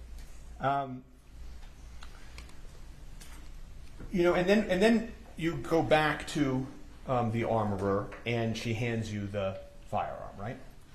Yes, they direct me to the armor because I didn't know who the armorer was, and they directed me to her. And I asked her, "Is this the gun?" And she said yes. And I can see you're wearing gloves as you're taking out the exhibit today, right? You've got purple gloves on. Yes, sir. Okay. I don't think you have to keep them on, by the way, if you don't want to keep them on. I didn't know if you wanted to see the gun or not. No, Okay. I don't have to see it right now. But the reason I'm asking this is, and I don't think you talked about this in direct, but the day you took the gun, you weren't wearing gloves, right? That is correct. Okay. And but you were sort of careful when you took it, and you sort of you took it without touching the trigger. So if somebody wanted to swab the trigger for DNA, they still could. Fair? The way I handled it was trying to be as safe as possible because I didn't have a holster for it. So I was trying to hold it so I didn't pull the trigger because I didn't know if it was empty or loaded or not. And because you handled it that way, also somebody could have swabbed the trigger for DNA, right? I guess so, yes. Okay. Do you know if law enforcement ever swabbed the trigger for DNA? I have no idea. So there was a question posed to you about, the prop gun, when you got it, was empty, fair? Yes, when I cleared it at my unit, it was empty. But you don't know what happened exactly to the ammo that was in it at the time of the incident, right? No, I do not. And somebody told you that Dave, the first assistant director, head of safety, had the rounds, right? Objection assumes facts not in evidence. He's asking him. It's just a question. If you know, do you know that? I don't know who Dave is. I don't remember any of their names to this date, Okay. other than the victims. Well, do you remember somebody telling you that the rounds were back at the cart? I believe Hannah was talking to somebody, and they directed it to that they were on the cart. And was that a male? Yes, I believe so. Okay. And you don't know, as you sit here today, whether that was Dave Hall's head of safety at the set? Yeah, I don't remember. No. Okay. I don't know. I'm going to refresh you in a moment on that, but while I'm doing that, I'm just going to move on for a second, which is the next time you see the cart, right? It's being brought to you in a different location, right? The cart gets moved. Yes, Fair? from the first time I saw it, where that gentleman directed me to it, and he said that the gun used wasn't there until the gentleman brought it to me. Yes. And you've said that ideally that's not how it would have gone down, right? Not at all. But I was trying to improvise as much as I could. Okay.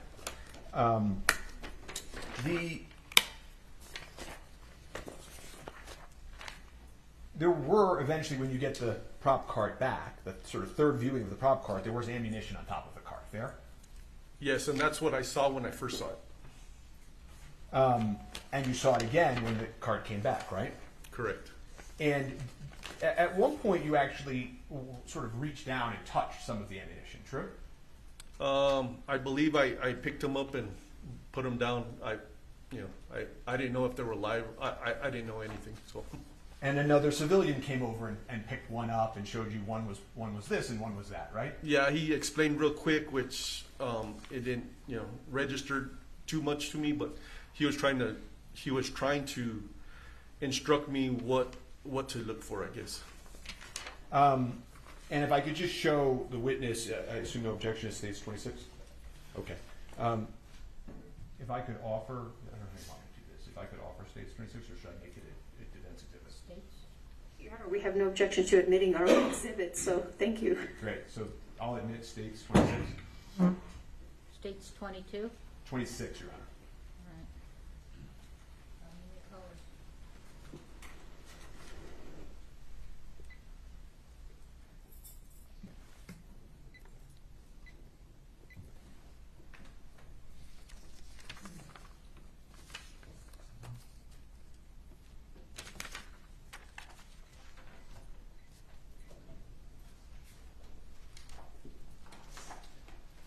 Do you see that on your screen, sir? Yes, I do. And if you look sort of in the middle section, the 2 and 2, the 2 and the 2. Oh, yes. Okay. Can you tell which ones are dummies and lives by looking at them? I do not. We can take that down. Where was the backup? You know, you're talking about a lot in direct about how, you know, this happens and that happens, and I'm just sort of curious, where was backup? Backup is in... That's in more, you know, reinforcements, sir, so that you didn't have to try to manage all of this. So that day I had 7 deputies, including myself, on duty here in Santa Fe County. I had Deputy LeFlore was a swing shift deputy, so he was coming into work. I believe he lives somewhere in Albuquerque, and he was coming into work when the call came in. And it was myself and the corporal who were available at the time. So there was only 3 of us, and the rest were northern part of the county and the eastern part of the county and the southern part of the county. And you called backups for the state police, right? I did. And they, that request for backup was denied by supervisors, correct? As if I remember correctly, yes. Or they didn't have. I don't remember if they said they didn't have enough, or they didn't have availability, or the supervisor just said no. Didn't the supervisor say that they believed this would likely be unfounded and it was probably an accident? Objection, Your Honor. Hearsay and assumes facts not in evidence. It's a proper question, obviously, because I'm asking why the backup didn't come in if he knows that. Okay.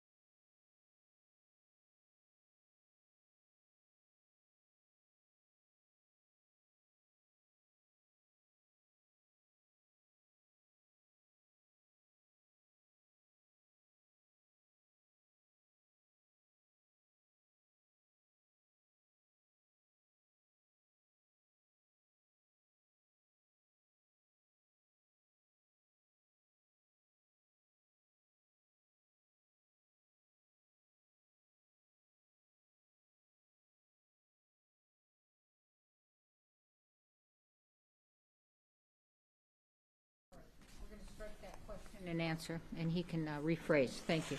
Sure. Thank you. When I say strike, that means disregard the question and the answer. Thank you. You called for the state police and they didn't come, right? Yes. And that would have been your supervisor's call, not yours, correct? My supervisor? No. Yeah, I'm asking. No. Whether or not that request went to the states? No. That wouldn't have been your supervisor's call? That wouldn't have been my supervisor's call, no. Did you make that call direct? I asked dispatch to talk to state police to see if they could send people to help me with the scene. Okay. The perimeter that you talked about did not include the prop truck, correct? Yeah, I didn't know what any of that was. I was just trying to take care of what happened in the church. Right.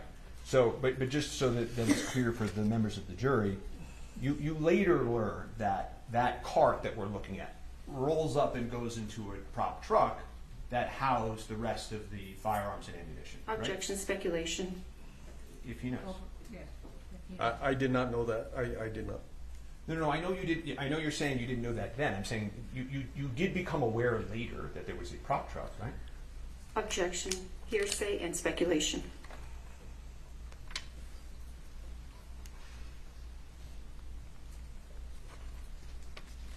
I think it's asked and answered. Didn't you just ask that question? I can just move on to another if he doesn't know. Okay. But fair to say, law enforcement wanted to find the origin of the bullet that struck Ms. Hutchins, right? My personal involvement was just taking care of the evidence, and I don't know what happened after that. Well, you collected those white boxes, right? Those Yes. 2 white generic boxes, didn't you? Yes, exactly. Okay, so, I mean, you wanted to, as I think you testified direct, find the source of the ammunition, correct? Yes, whatever Hannah directed me to, yes. And you wanted to talk to Hannah about this, correct? I kept her for the detectives, yes. She said, "Oh my God, fuck, I'm so sorry." I did hear that on my lapel, yes. Okay. Everyone's been yelling at her. I did hear that in my lapel. And you placed her in the police car, right? In the back of my patrol car, yes. Right. Nobody placed Mr. Baldwin in a police car, correct? Objection relevance. Correct? Correct. Now, you know, when you're at the scene talking to witnesses, which you can hear yourself doing on that lapel, you know, you're letting witnesses give you information. Fair? Yes. You're not, you know, trying to put words in their mouth, right? No.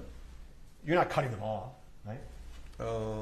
I probably did some of them, but I try to listen to them, yes. Well, you're trying to look at the facts and circumstances and trying to figure out whether or not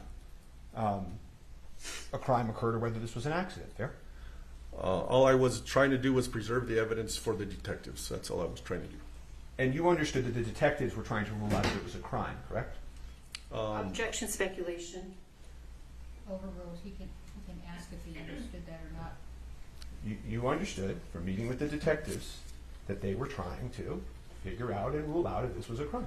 Well, that's our main function, is to see if there was a crime committed or not. So you agree with me, right? That's our main function as law enforcement, yes. Okay. You don't know how the live bullet got on the movie set? I do not. You don't know why the armor loaded into the prop gun. She didn't tell you that. No, I do not. And you don't know why the first AD failed to detect it? The what? The first assistant director, that guy Dave. Oh, I do not. I don't. Okay. And you still work for the Santa Fe Sheriff's Office? Do I still work? No, I'm retired. You've retired. Okay. I have nothing further for this witness at this time. All right, thank you. Redirect. Yes, Your Honor, briefly, thank you.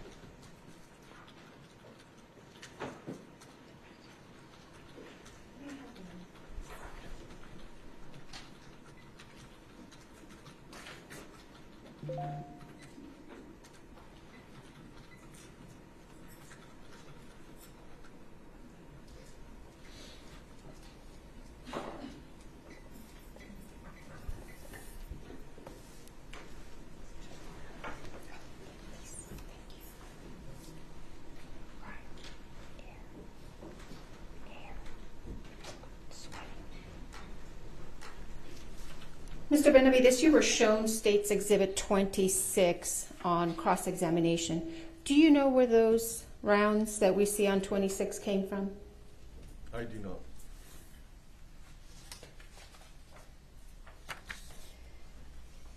You testified on cross-examination that this cart was disorderly, I believe is what you said. It was a mess? Yeah, it was a mess. Was that cart in a place where it was visible to everybody who worked on that set? Objection. Calls for speculation. Well, if I'll rephrase, Your Honor. Was it in a visible place? Objection, vague, unclear. Well, why don't you describe where you saw it? I believe it was next to a tent, and there was people all around it.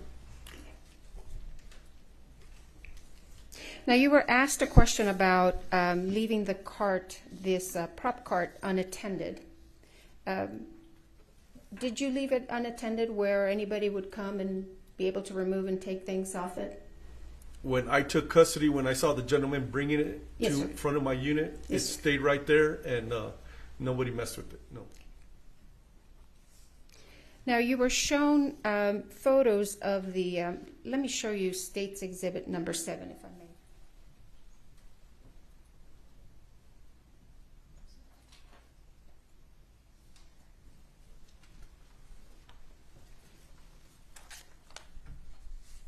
Showing you State's Exhibit number 9.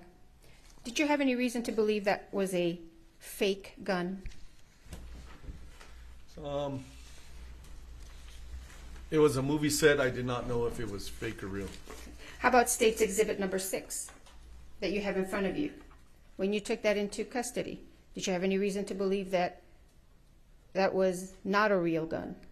No.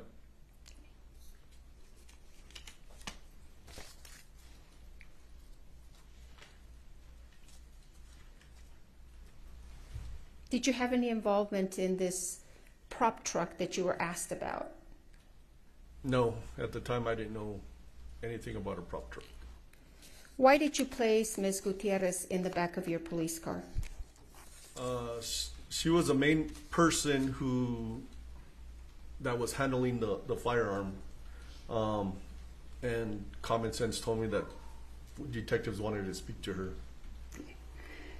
Were you asked about where to place Mr. Baldwin? No. I believe Deputy LeFlore asked me, but there was so many witnesses on his side. I just told him to keep him separated from everybody and everybody from each other as much as possible. Now, is the reason he was not placed in a police car because he wasn't a suspect? At the time, I don't remember if somebody told. At the time, I don't remember if somebody told me he was handling the gun. I don't remember. So no. So he wasn't placed in a police car just because there were other reasons? She has not asked the question yet. So, I'll rephrase, Your Honor. Now, Mr. Spiro asked you, you didn't place Mr. Baldwin in a police car, but you placed Hannah. Is it because Mr. Baldwin was different from Hannah, or was it other reasons? It was other reasons. Like I said, Deputy LeFlore had a lot of people on his side of the movie set, so keeping one person in a police car, you got to watch them, and then you got to watch everybody else. So he was able to watch everybody all at once. May I have a moment, Your Honor?